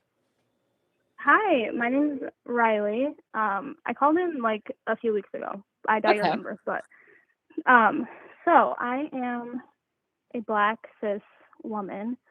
I'm pretty young for the BDSM community. I'm 19, almost 20. And my kind of experience with the lack of representation is, I think, not seeing people who look like me in BDSM kind of has alienated me from like the community aspect of it and like a lot of the support that comes with that. Um, sorry, I'm so nervous. And Oh, don't be nervous. I feel like that has made me more susceptible to like ending up in dangerous situations with men who like know that I don't have that support. Mm.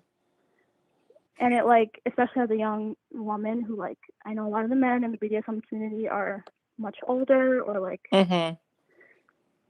just so that also is part of it. But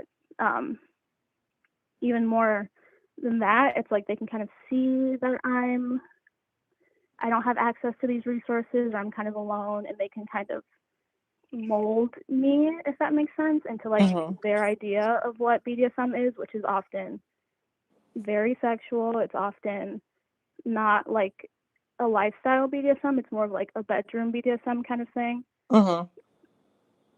And so I think it just has, and maybe this is a thing that other young Black women experience as well, but like feeling like you wouldn't have a place in the community can kind of not only cut you off from the community itself, but like the safety that comes with, you know, a lot of people Mm-hmm. being around, like at a dungeon or like, you know, a BDSM event. There's more people, less likelihood of like some shady stuff going on. But when it's just like some guy in his bedroom who Mm-hmm. like knows I don't know Mm-hmm.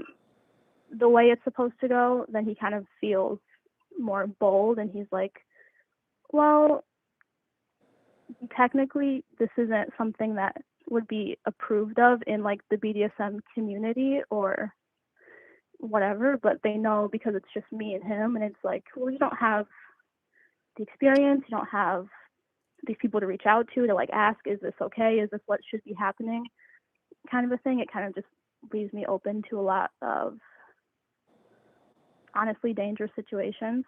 Mm-hmm. Yeah, I mean the story, So yeah. what you're sharing is very common of like pretty much every young woman who comes into BDSM. Like it's very, very common for people to, you know, um, find a young girl and tell her this is how things are, and how things are is often very alienating and painful and shitty and sexual, like you say. So yeah, this is very typical, but like there's extra Oh, alienation because you don't feel like the people in the community um are there for you because of you being a Black woman. And I get that. I totally get that. I felt that. I get that.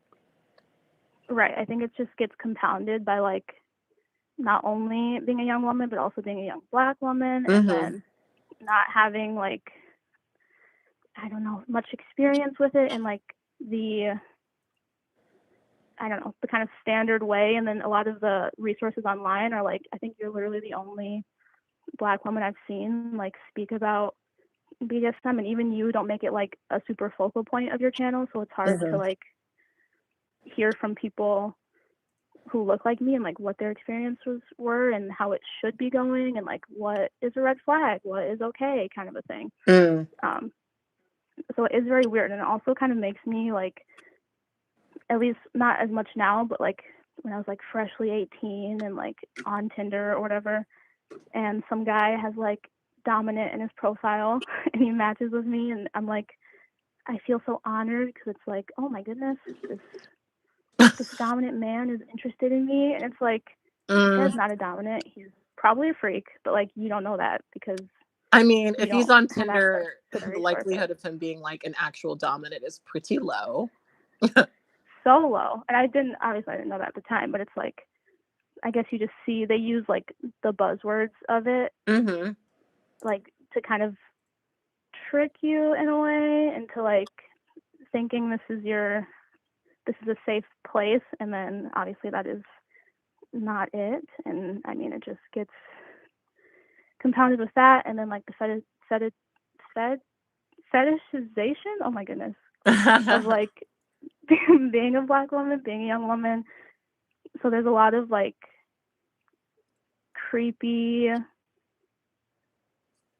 people being creepy about me because of my race and also because of my age, and then like I just feel like it's so much to Mhm. kind of navigate without the support system of like having a local community of kinksters that you can go to and like interact with in a safe way. And like, even if you do want to do things outside of that community, still having them there to like, I don't know, as reassurance, or just you don't feel like you have to like swipe on Tinder for a dom kind of a thing.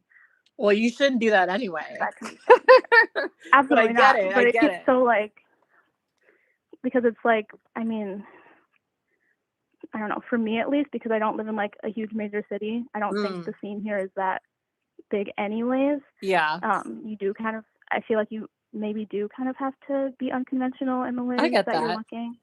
That makes sense.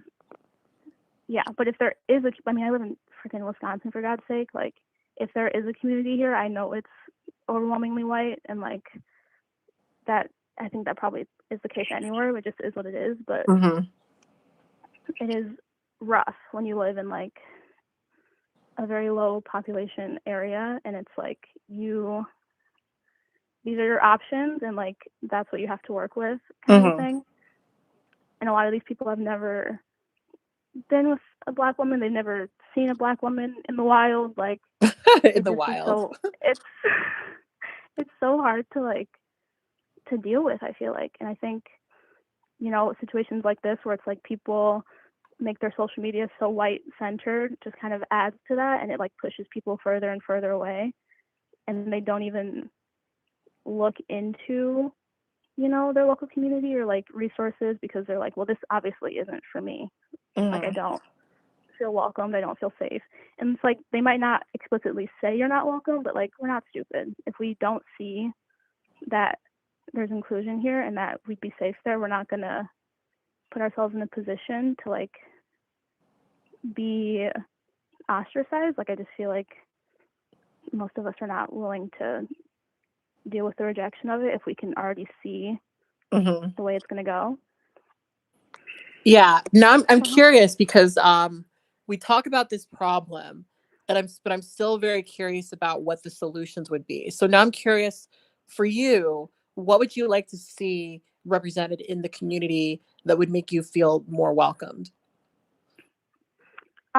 Personally, I think just like being able to see Black people in the community in ways that aren't centered on them being Black. Do you know what I mean? Like, it shouldn't be, okay, I can see a Black person in a BDSM scene online if it's centered around their race. Like, if it's race play, if it's, you know, something like that. It's like, I should be able to see scenes that involve Black people just the same way they involve white people. Like, it shouldn't have to be like a specific categorized thing. I think we should just be able to exist in the community just like everyone else. It's like, you don't search white BDSM, like they just show up in BDSM, and I think that's how it should be.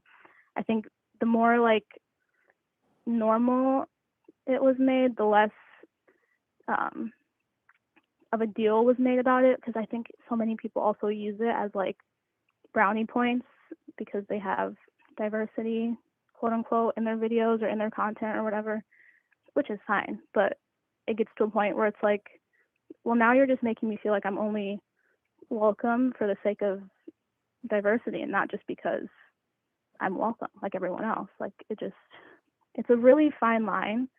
I feel like it can, like, that people have to walk, but I just feel like whatever is going on right now is certainly not the solution. Yeah, definitely.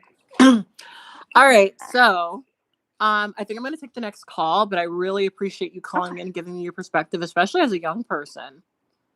That's really, yeah, I really like appreciate that. For your audience, I think I'm a little on the younger side, but I mean, yeah. I don't know if that's, stop. Sorry, my alarm went off. I don't know if that's true, actually. I feel like my audience is pretty young, but that's not necessarily reflective of the people who call in all the time. So you're good. Okay, yeah, okay, that makes more sense. That makes me feel better. Well, thank you so much for listening to me. Absolutely. Thank you for calling in. Yeah, of course. All right. Bye. Bye-bye. All right. So I've got 2 people on the line, and my alarm just went off because my laundry is done. So I'm going to go and switch laundry real quick, and I'm going to take these last 2 calls. So give me 1 second once again. Sorry, I keep changing. All right, 1 second.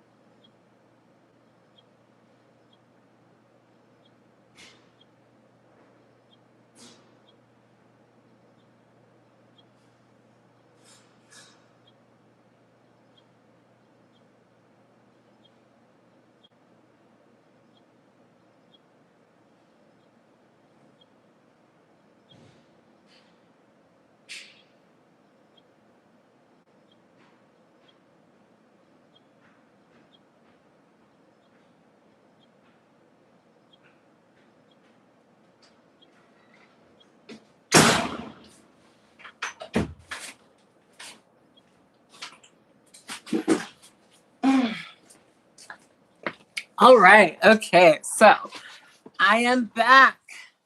All right. So we've got 2 more calls. Oh my, y'all too young to be listening to this. Someone said they're 14. This is definitely not the stream for you. I should put an 18 plus thing on these. I can't control it, but these are for some fairly adult conversations. So, I know what I was doing when I was 14 and 16, but still, I don't condone that.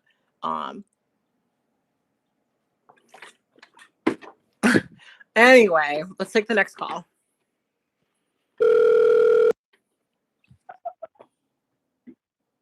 Hello. Oh. Hello there. Hello. Hey, who am I speaking to, and what is your true tea? You can call me S. Okay. All right. And my true tea is going to require a little bit of setup here. All right. Okay.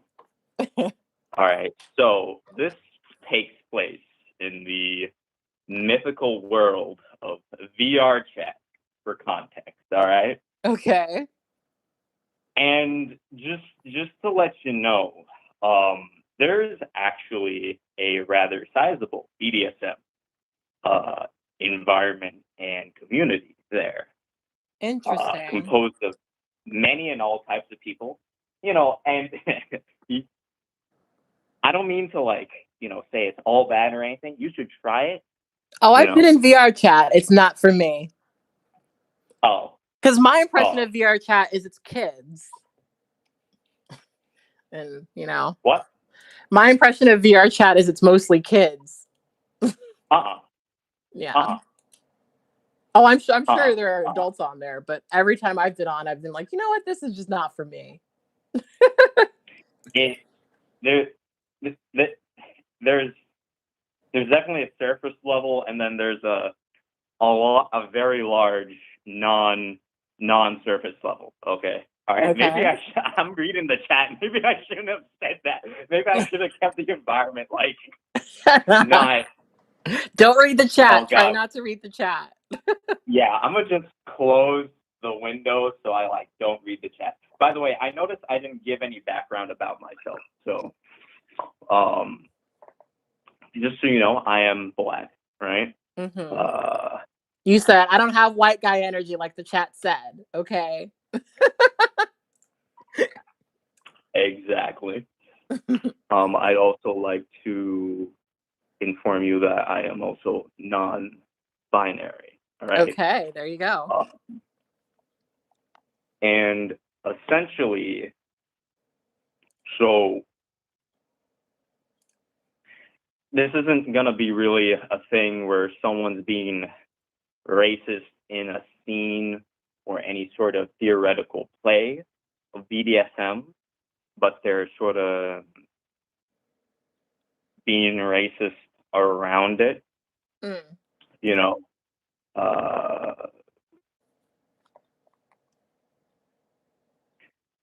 Sorry if I pause. It's okay. Particularly in a manner that's like, how do I put this? All right, so I knew this person for like a year. Okay, all right, in the game, all right, and I don't. Maybe I am disclosing a little too much about it, but I don't know if you know this, but people are able to like fuck in that game. Are you aware of that?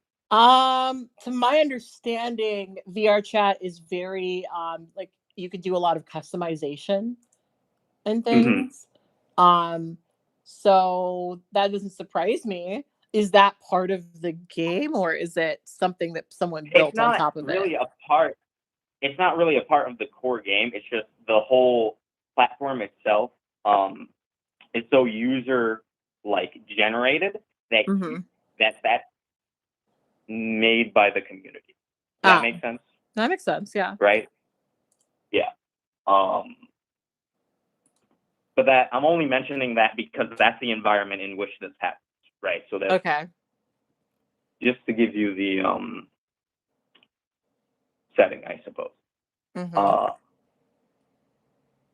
Essentially, I knew this person for a year, right? And like they didn't give off any particularly racist vibes in any sort of really detectable manner, you know. We were a bit more than just friends, just so you know. They were into BDSM and I was interested in it. However, I don't know how,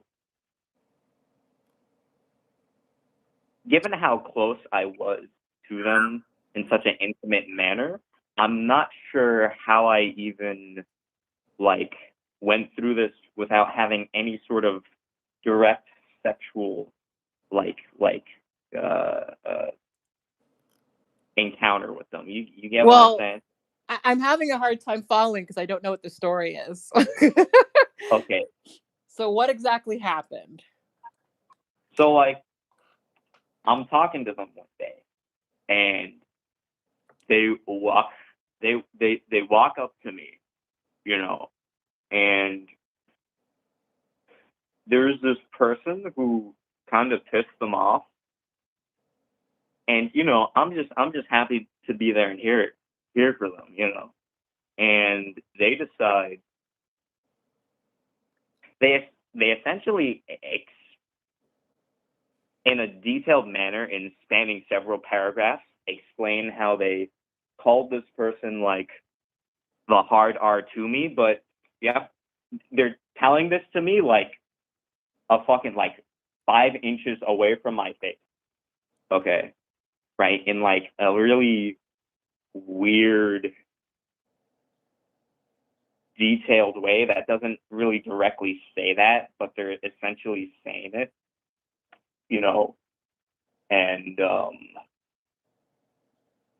yeah, I'm not gonna lie, I've never had anything like this happen to me before. I've been going through pretty easy, you know, been rolling through on easy mode this entire time. Also known as super stealth mode, for the most part. And, you know, so they did that. Okay, so your story I, is that you were in VR chat and this person who you had who I don't even know where the BDSM part comes into this, but a person who has had, I guess, are you saying that there's a person you've had virtual sex with who said that they said the N-word to you? no, I'm saying we never actually did that, but okay, there's a Okay. lot of context I just left out. Yeah, I'm I'm pretty so sorry. confused. I'm so sorry. It's Okay. okay. I'm having a hard time following. I'm sorry. Okay. Okay. So, like, I met this person in a context of a BDSM space. It was like they host a BDSM event, right? Okay. A virtual BDSM And event in VR. yes, yes, Okay. yes, All right. yes, right. Mm-hmm. And And they said that they said the N word? the sound, no, well, it was like, I'm sorry, say again? No, I'm just really confused because I'm trying, so we're having a conversation about the whiteness of BDSM media, specifically Hmm. and how it's alienating to Black folks, which Yes. obviously, as a Black person who's going to a virtual VR BDSM event, I kind of get where this is coming from. I'm just kind of, is that it that they said the N word? Or they said, because every time I say that, you say that's not what happened. So now I'm really confused. No, I'm sorry. I wasn't saying that's not what happened to that action. I was saying we never actually had the virtual sex part. Okay.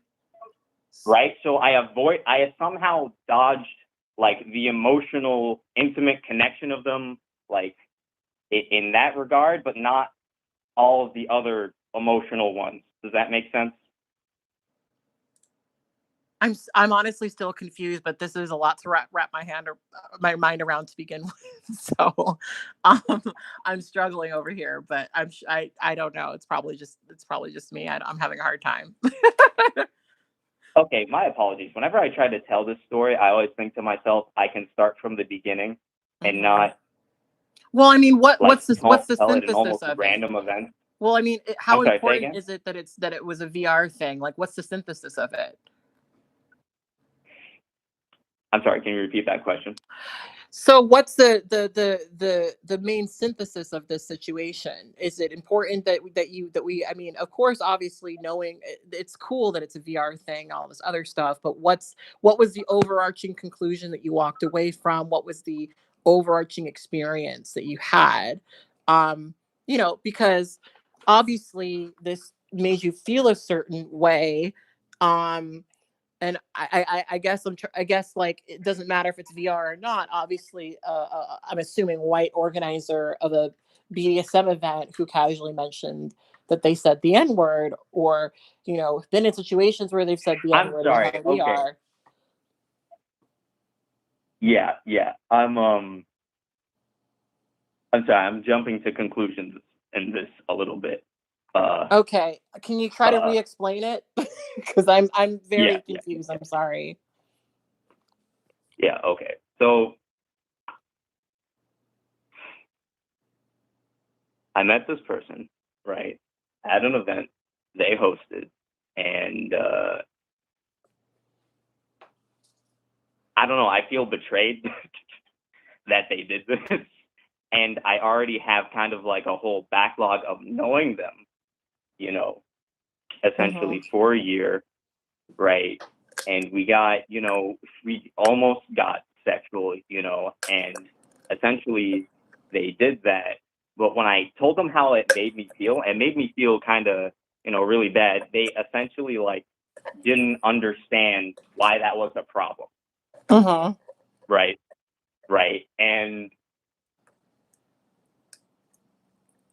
that, honest, like I'm gonna be honest, I wasn't expecting that reaction. Okay. Well, when you Right. say what that reaction, what was the reaction? Was it that you said they didn't see it was an issue? So essentially they kind of just like said, "Oh, well, I'm not racist. I just do that to anybody." Which Okay. which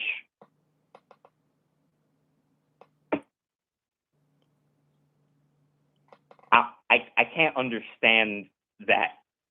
Hmm. Yeah, what I'm saying, like that doesn't it's obviously wrong. Okay. All right. Okay. Yeah. No, I get it. Yeah. I get it. So what did you do in response to that? Did you maintain this relationship? Did you end this Yeah. relationship? I mean, I just kind of stopped talking to them to tell you the truth. But like sometimes they still want to talk to me. And you know, I And you haven't I've told them known that you them. don't talk to them because of that reason. Yeah. See, here's the thing. When we had that, I actually talked to them about that, and when they told me that, I just kind of looked at them, because to me that's apparently like a nonsensical thing, right? But they didn't. They made the excuse of, oh, well, you know, I picked it up while I was in college, and you know, other Black people let me do it. Okay, call people the hard R in person and on at any time, right? And You I'm know, just, but see, this is kind of it what was I would obvious expect from my VR silence chat. was like what's it called? A that didn't sit with me, you know, No, yeah, I get that. right? That makes sense. That makes sense. Now I kind of, what's it called? Yeah, after that I stopped talking to them, but they would still try to talk to me sometimes, right? And we never Why didn't really you block continued that. them? Why didn't you just block them? You know, I'm gonna be honest. Because I developed such an emotional attachment. All right. But why? And I guess I'm confused. Like the moment I know somebody's racist, who cares? You know, who cares about the emotional attachment that you vaguely had? They don't respect you. You know. yeah, well, I guess it's not. I guess it's more of a conflicted thing, because I also feel that, you know, but like I'm not. No part of me wants to really go, like, quote unquote, go back. Okay, you get what I'm saying, right? Not particularly. I mean, like I just have a hard time identifying with this person who I was once interested in having sex with said something racist, and I don't immediately remove them from my mind after that, you know? Like my everything about my body dries up when I know somebody has shitty politics, you know? Like especially like that. Like something like using the N word, that's like basic ABC 1 2 3, you know, how not to be a racist. I think most white people know that you're gonna be called a racist by at least somebody if you use the N word. So to me, not knowing that and expressing, you know, indifference to that, that's like a very clear communication of where they stand on that and how they feel about that. So I guess I don't entirely understand continuing to maintain a relationship with someone who feels that way, or trying or holding out for a relationship, or holding space at all for a relationship with somebody who, you know, has communicated to you that they don't, you know, really respect you, you know. But how old were you when this Yeah, happened? I'm 21. Okay, so you're still young. I get it. I get it. You got to learn these lessons the hard way sometimes, you know. You Yeah, will, you know, not every, there are a lot of people out there who you're not going to have to tolerate that from, you know, even on VR chat, you know. So mm. I get it though. I get it. So it's hard to draw those lines in the sand, you know, especially when you weren't expecting it. Well, the thing So. is, right? I'm gonna be honest. I kind of drew the line in the sand, but I drew it in a really weird way. Like I wasn't expecting them to, like, sit there, say that, and then not like, like, not still want me around once they knew I didn't like that. You get what Mm-hmm. I'm saying? That's honestly what's really paralyzing in this sense, right? Like the fact that you, like, they're not having, they don't see the disconnect, Mm-hmm. you know. Well, I mean, that to me is a clear communication that they aren't invested in this. For put it this way, a person who doesn't, who would feel that way, very clearly doesn't have any investment in any of the things that would potentially make your life, you know, less dangerous. So I get why it's confusing, but there are plenty of people, we've talked about it earlier, who fetishize Black folks, but like literally don't give a fuck about them otherwise. Some of the people who Mm-hmm. are all on social media talking about BBC this, BBC that, are straight out supporters of a lot of things that are unhelpful to Black people. You know, Mm-hmm. so it's confusing for sure. um Definitely. But you have to, I guess, because we were talking earlier about how I've just observed a lot of some Black people don't immediately draw that line in the sand because it feels nice to feel wanted, but like, I don't know, it's like it's a lot easier. To me, it's a very easy decision to just block somebody who's been racist, but I know that Mm-hmm. it doesn't always seem that way. Well, I kind of thought, like, I never pictured I would be in this situation. Mm-hmm. You know, Yeah, like it's shocking. I thought I'd be a bit more prepared. Mm-hmm. It's like Well, I mean, be thankful it I was just virtual. expect them to be racist in such a way that's just easy for me to identify and reject. That's not gonna. It's like almost like a caricature. Does that make sense? No, yeah, but that's the reality of racism. That's how it happens. So I'm sorry you had to learn that experience the hard way. But I'm thankful that you learned it virtually and not physically. Yeah. So am I. Yeah, because that's a Because whole other thing. I think just so you know, I'm like a person who never goes outside. Well, okay, I go outside, but I'm not like going out constantly. Does that make sense? So I've been sheltered for most of my life, right? Okay. Right. I never had any prior experience in which, like, I wouldn't be able to detect someone's a racist from a distance. You know what I'm saying? I never had someone just I knew for a while pop up, and then I have to drop on a dime immediately without thinking about. Like it's never happened. Well, that definitely gives context. Yeah. Well, I'm really sorry you had that experience. I've got one more call to take, and I'm going to take that. So I think that we will end this here. But thank you so much for calling in and giving me your perspective. Well, thank you for hearing me out. Yeah. Despite me thinking I was able to explain it clearly with a lot of detail, despite only being able to tackle the basic ideas of what happened. Yeah. Well, you got it out, and that's what matters. All right. Thank you so much. Bye. Thank you. All right. So we've got one more call. This is the first time I've ever taken all the calls. And I will actually close the lines right after I take this call because I'm not taking another one because we've been here for, not quite 3 hours, but long enough. Long enough. All right. I'm going to take this call.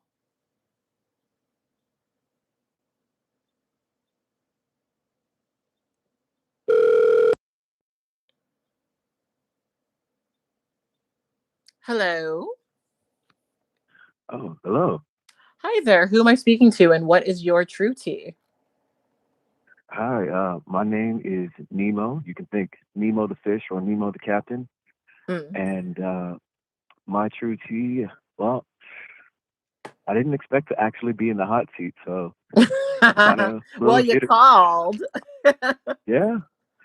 I didn't think I'd be lucky enough to actually have an answer. But I suppose going back over some of the topics and even conversations you had earlier, especially about seeing the community in BDSM and this kink community be more, or rather less inclusive of blacks and black people, black women, black men, and sometimes even other minorities.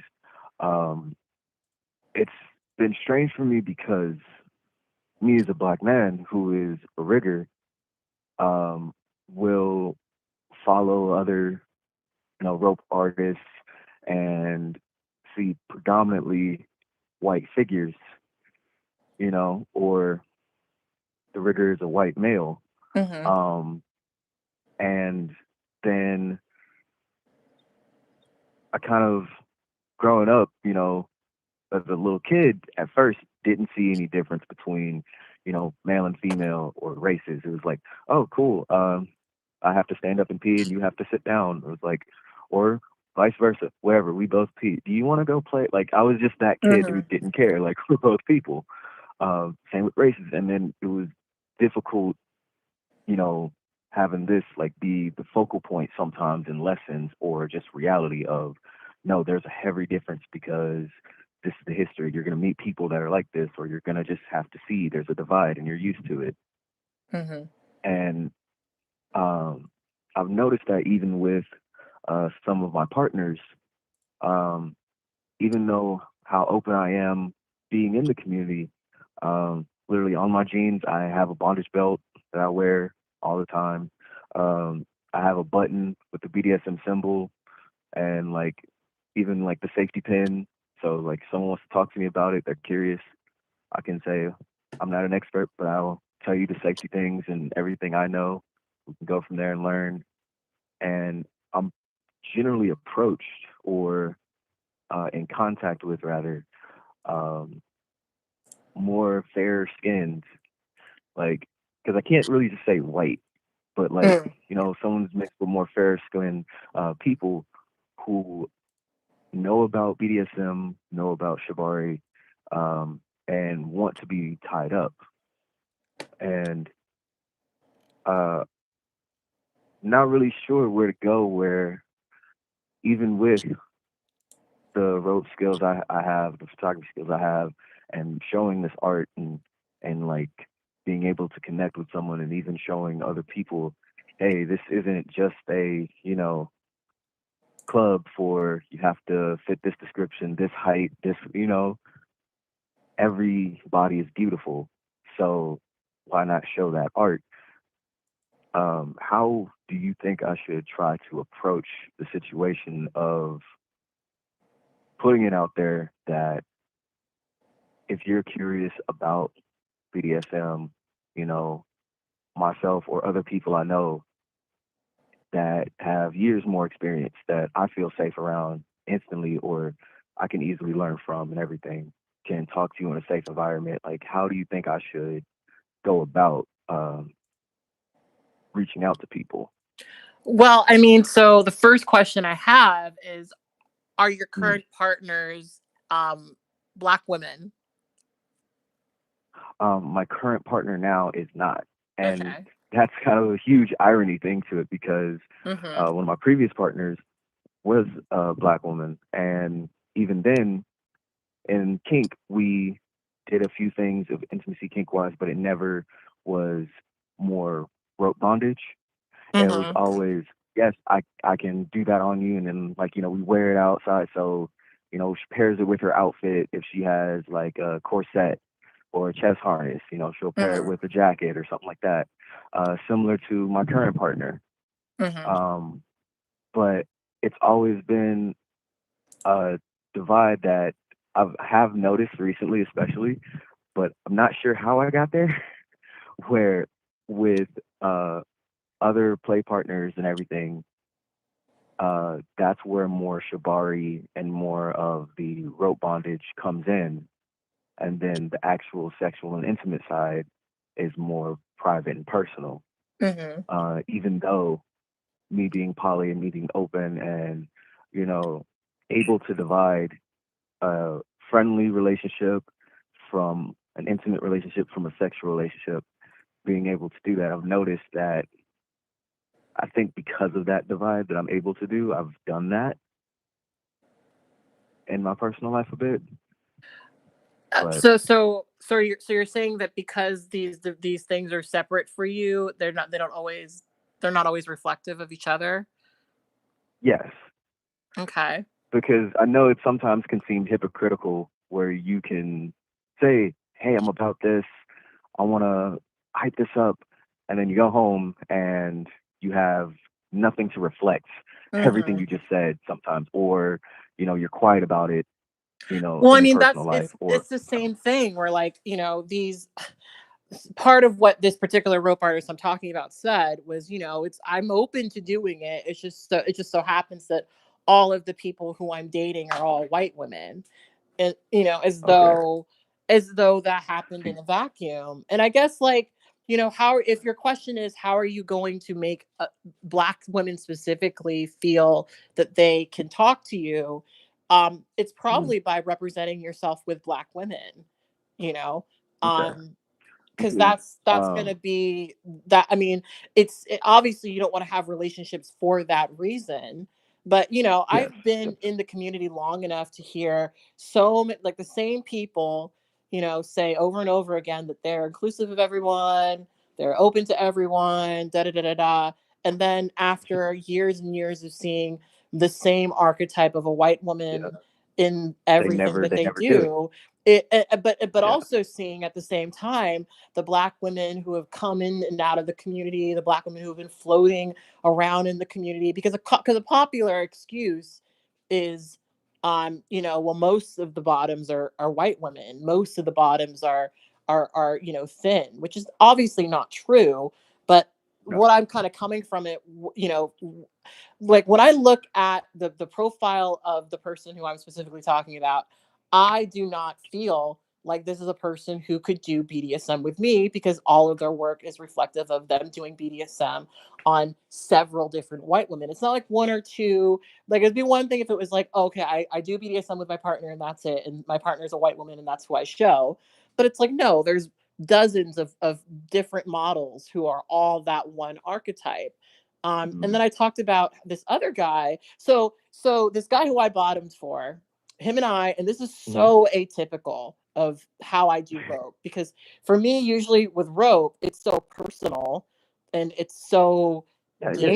It's a dangerous. very intimate moment because you Hmm. can connect with someone with no words and Yeah. have And a and full conversation just through, yeah. and rope, so I So, usually do rope with people who I have a relationship with, or at least a friendship with. And so mhm, with my partner, I've done rope with him, and I remember when we first started, I literally wasn't comfortable until, probably a good year into our relationship, when we started doing rope. The last person I mhm, bottomed for is a guy who I knew through Instagram, and I go to his page, and he has pictures of him doing rope with all different types of people. And he's obviously good at it. You can see from his work and the way that he represents himself that he's good at it, and that he has an openness to multiple types of people. He's not just looking for a tiny white woman to rig in his rope. yeah, He not only is open to doing other people, but is capable of doing different types of people. Because one of my biggest suspicions of some of these rope artists is that they literally don't know how to do rope on anyone other than that archetype. So they're kind of yeah. intimidated That's when. literally, and I can literally remember when I was learning a few ties at a dungeon. Uh, this one phrase stuck with me to this day. It said, "Learn how to tie bodies, not the shapes."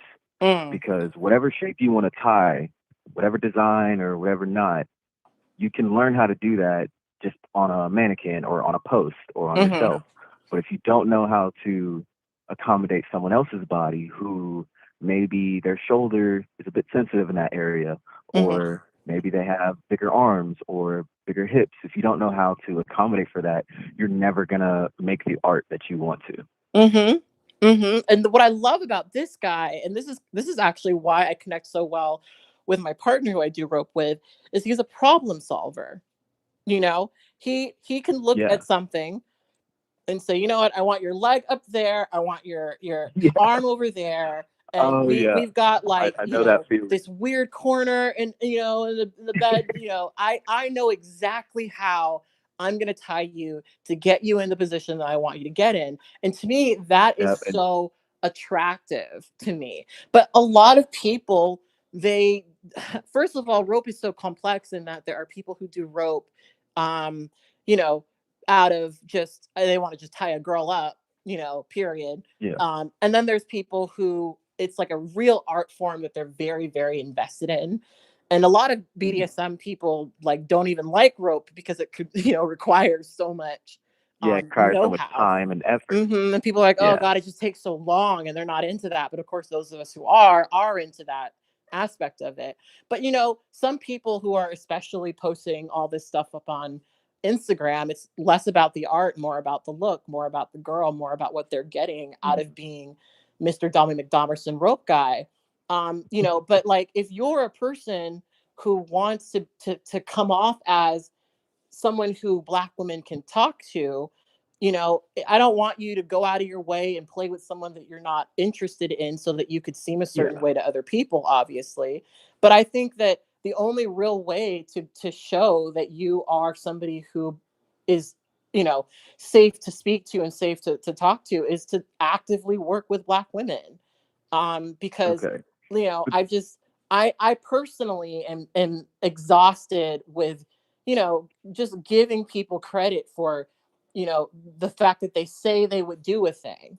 Because what we talked about earlier is like sometimes because of this conversation could be kind of cyclical in that on one hand we're saying to these people that you need to be more diverse and include other people and don't tokenize us, but then the answer sometimes is what could be seen as tokenizing, to go out of your way to Right. connect with somebody of a certain race so that you can seem like a better person. So it's kind of a cyclical thing, but obviously the people who would begrudgingly, oh my gosh, I guess I have to work with a Black person so I don't seem like a racist. Those people Jeez. are not going to give good rope to the person that they're Yeah, they're not talking. gonna have that They're not going to experience. be as Yeah. into it. And I don't fucking want, half-assed, barely interested, I'm just throwing Right. you a bone kind of rope. Rope is so fucking dangerous that if you're not in it, if you're not If you're into not in it, it, then you're not. Yeah. it's a waste of time and it's dangerous for fucking everyone. But for me, Right. especially just thinking of the people that I know who I've known for years, if you've tied dozens of women over the course of 3 years, and not one of them is a Black woman, not one of them is a trans woman, not a one of them. And keep in mind, I can understand if it was anywhere other than Los Angeles, I think I could kind of get it. Place that's like super, super, Yeah. super, super painfully white, but there's hella people of color out in LA. There's. Los Oh Angeles is yeah. diverse as fuck. So to make it seem as though I just can't happen to find, a person, like, no, you have a preference and that's fine. And if you don't have a preference, I guess really what I was trying to communicate with people is maybe sit and process whether or not you are unconsciously acting along these lines where you're prioritizing people of a certain background. Because to me it was Mhm. really annoying to read this post from this person who said, I do BDSM with my partners and it just so happens that all of my partners are white women. But does it just so happen? Because so many of the comments were Yeah. filled with people who were people of color, who were women of color, who literally, had worked with them, had tried to work with them, had expressed interest in Yeah. working They with got them, called out. and they were being, they got called out because it was like, hey, I sent you a message and you left me on red, or we did rope and Then you yeah, took pictures and you didn't post the pictures, and it was like this. Maybe it yeah, wasn't like then he's making intentional. that choice. Yeah, Yeah. it might not have been Cause intentional, but like what happened was ultimately they were deprioritizing everyone who us wasn't a white prioritizing it. woman. Oh, what happened? Cause I have because I have worked with a few other people who were mixed and darker, but I don't work with them as much anymore. So we're Mm-hmm. still close. We still talk. Still go out and get drinks and everything. Mm-hmm. But we haven't worked together. So literally on my FetLife, you have um, one black male body with chest harness and like corset going through, and then you have a larger mixed girl who has just a simple handcuffs blindfold, but that was before I really accepted, hey, rope is exactly what I want to do. This is the art form I want to get into. And so when I had talked to my partners at the time who were mixed, and um, my primary partner was a young black woman, and she didn't want to have her photos out. So everything we did was all private. So I was like, okay, I will gladly respect that. And another partner, you know, was fine with photos because she also had a fet life. But most of the ties I did, I never asked if I could post. So the few ties I did, I gave them to her, like they gave the photos to her, and so she had put up.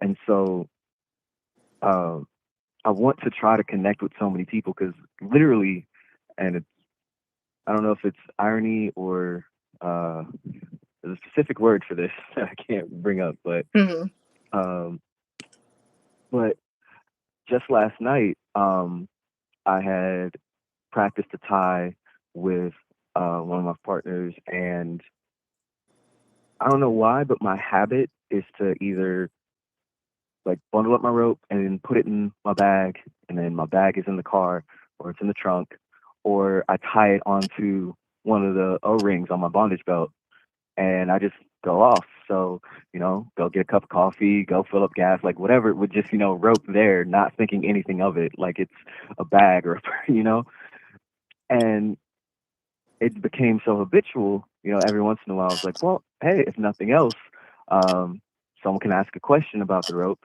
and tell them I'm into BDSM, I do rope art, rigor and everything, and then just have a conversation about it.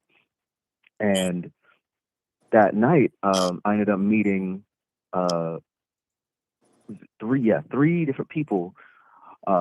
Two of them were sisters, and this other gentleman, he had moved back to Oklahoma, and so he's there with his lady, and we're talking about music and everything. And these two sisters, every once in a while, I'll see them on poker night at the bar, and they're a bit older than me. So I don't know if they have had experience in the community or not, or was never aware of it.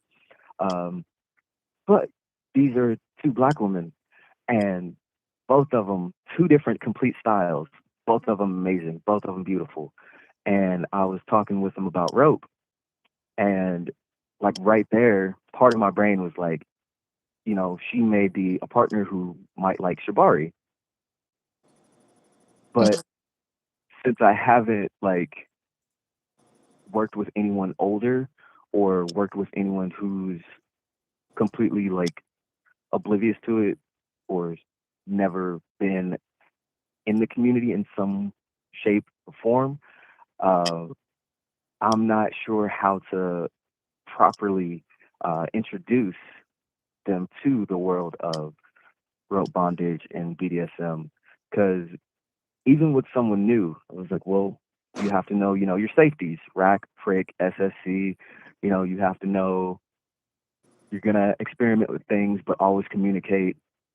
But anytime I talked with someone about it, they had already, dived into that world a bit. Well, I So mean, part of my is there work. a particular reason why you want somebody who's inexperienced over one who is, or is that not how you feel?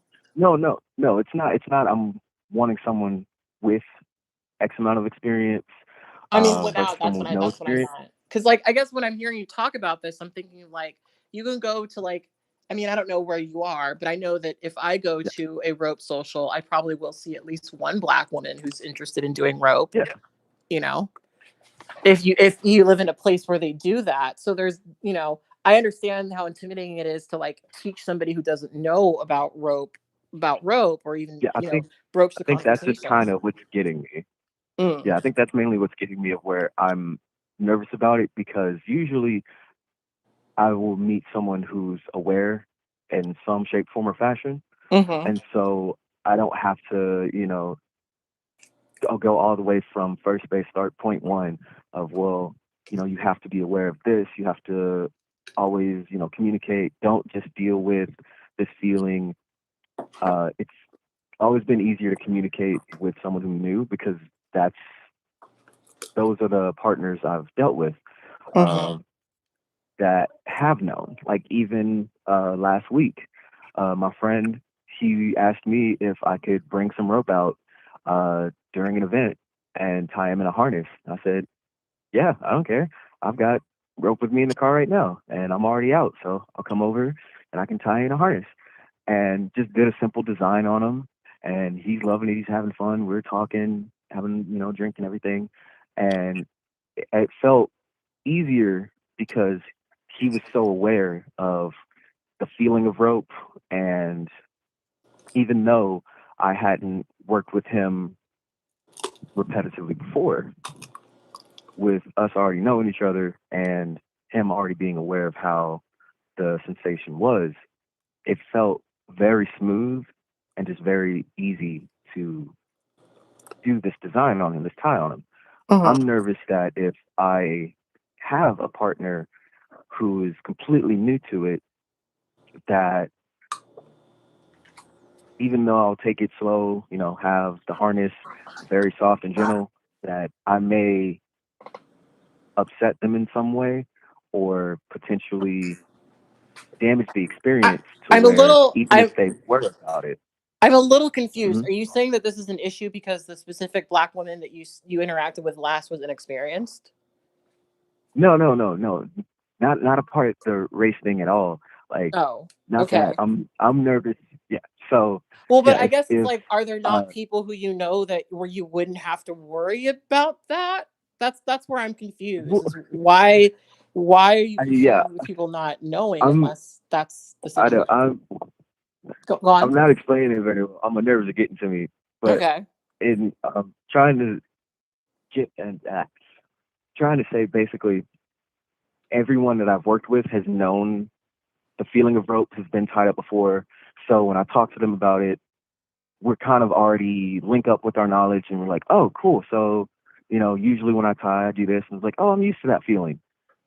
I'm worried that if someone is new and they're into it and I tie them up, I may do something wrong to ruin the experience for them where they never want to attempt rope bondage again. Not saying with Okay. me specifically, but at all. Again, I'm worried that with someone completely brand new, even though, I know all the safety and risks of it and how you have to constantly communicate, you have to constantly check, you know, but I'm worried that I might ruin the experience for someone brand new. Yeah, no, I understand all And that. I so guess I'm trying to find the relevancy here with the conversation about the whiteness of BDSM community. Because are you talking yeah, about so these Black women you're talking about not that's what I was trying to figure out. Like, because you talked it about was like someone so expressing curiosity. yes. Um, So but the reason that really came up is because one of the Black women I was talking to, she had never been tied up before. She had never been exposed to the community. So then that made me think, how would I go about safely, introducing her to it? well, but isn't that Um, something you already kind of do? You already said. I mean, you said you have the safety pin and all that stuff. Don't you already have those conversations about introducing someone to BDSM? Or did I a misunderstand little that? bit, yeah, I do, but usually anyone that always asks about it, they already have knowledge of kink and BDSM. So then most of the work of, introducing stuff to them is done for me, to where I'm like, oh well, okay, so just be safe. It's like, okay, that. About the, like, yeah, I know about. So I was like, well, I don't know what to go over or talk So about anymore. basically, So what I've you're never saying is that you're used to you're used to speaking to the choir. You're not used to actually educating pretty much, somebody. yeah, Okay, well then that yeah, just I mean to me that like, just sounds like you have more to teach yourself about BDSM maybe. Like yeah, maybe before trying to and teach yeah, I others, always, like I always try to phrase it like I just have my experiences and I'm speaking to my from my experiences. I don't see myself as an educator because I'm still figuring shit out. I can kind of tell you yeah, what I know, but I'm still figuring shit out, so I won't ever see myself or kind of right, present myself as an authority, just as somebody who has experienced and has been part of the community. um so that might be helpful framing, but I guess I'm trying to bring this back okay, to Um, because it sounds like that's a very specific Yeah, thing where sorry. you had this one Sorry, I person. apologize. I got us way off. I'm sorry. It's okay. It sounds like that's one specific experience that you're having. And obviously, obviously, I called you out on, whether or not your partners are black, because to me Yeah, that's a big indicator. When I see people who have yeah, black that can be big. partners, it at least communicates to me that they're open to topping black folks. One of the first men that I Mhm. bottomed for in Los Angeles, when I met him, had a black partner, and he's had several since me, and so it was obvious to me that we weren't at least going to have weirdness around my race, you know, maybe Right. other things, but not my race at least. And, obviously not everyone has to fucking, don't date people who you don't want, you know, but I Yeah. do when it comes, because your initial question was, how do I seem like somebody people can talk to? Well, it sounds like you have to still, maybe you still have to educate yourself a bit more before you can talk to other people about it. But also just, my answer is still being representing that you do BDSM on more than one person, which it sounds like you do. It sounds like, from what you told me of your profile, it sounds like you do have diversity in there, just not recent diversity that's reflective of your current skill. Yeah, it's not as much diversity as I want. And, Mm-hmm. so that always gets me where I'm like, why don't I have more on there? Mm-hmm. So, but yeah, I think just I'm always kind of nervous with my words because I trip over my words a lot. And Mm-hmm. since I haven't had the practice, or rather the raw experience of, fully introducing someone like brand new to the world of kink and the world of Mm-hmm. BDSM, that in and of itself reflects on me to where, I trip myself up because Mm-hmm. of that. And so, Yeah, I mean, like I said, but it sounds like you got to start from, the base of, you got to educate yourself more.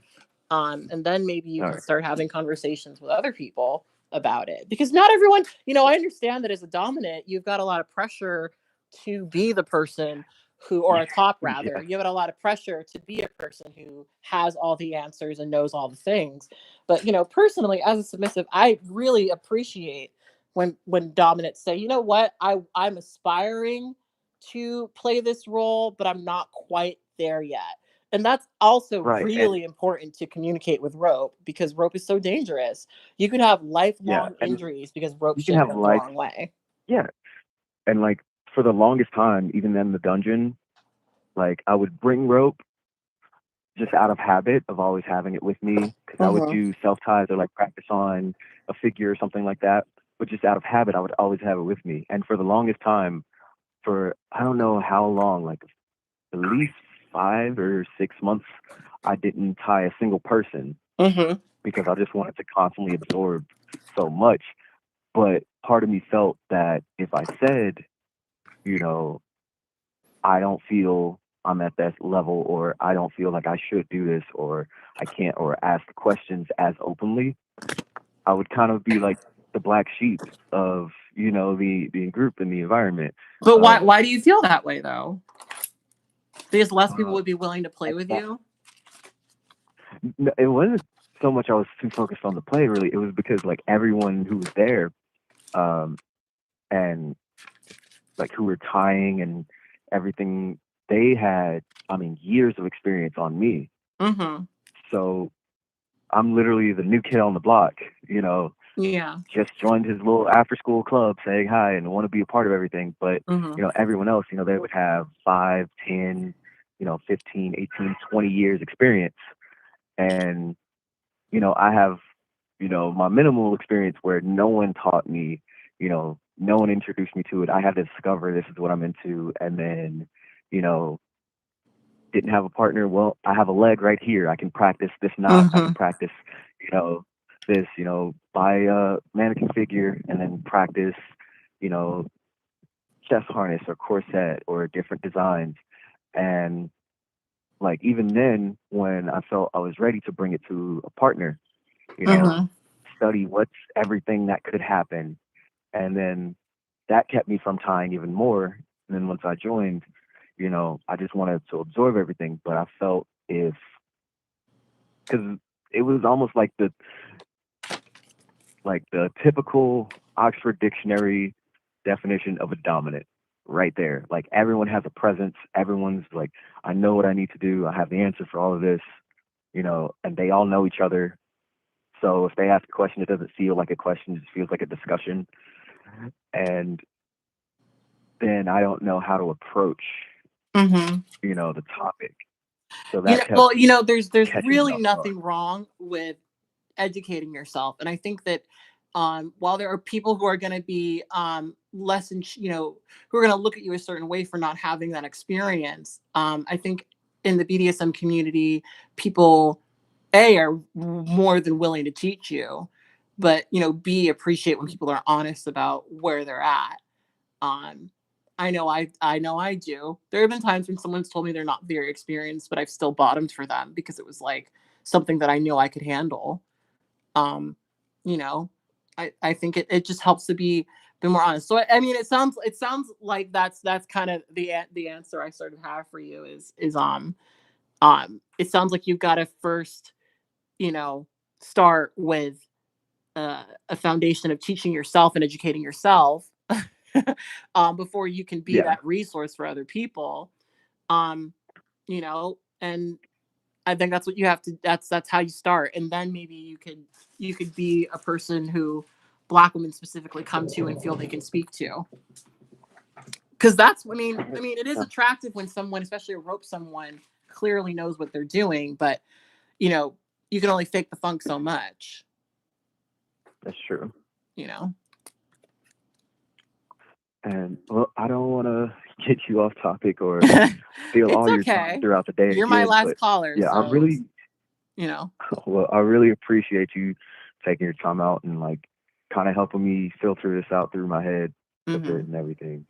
Yeah. So, but thank you, and hopefully, if all works out, uh, I can have a little update on the next conversation if it comes Yeah. up. So, Yeah. That'd be great. That'd yeah, be great. I've always been a fan of what you've been doing and like having outreach and stuff for people. So I'm glad that I could get some help as well too.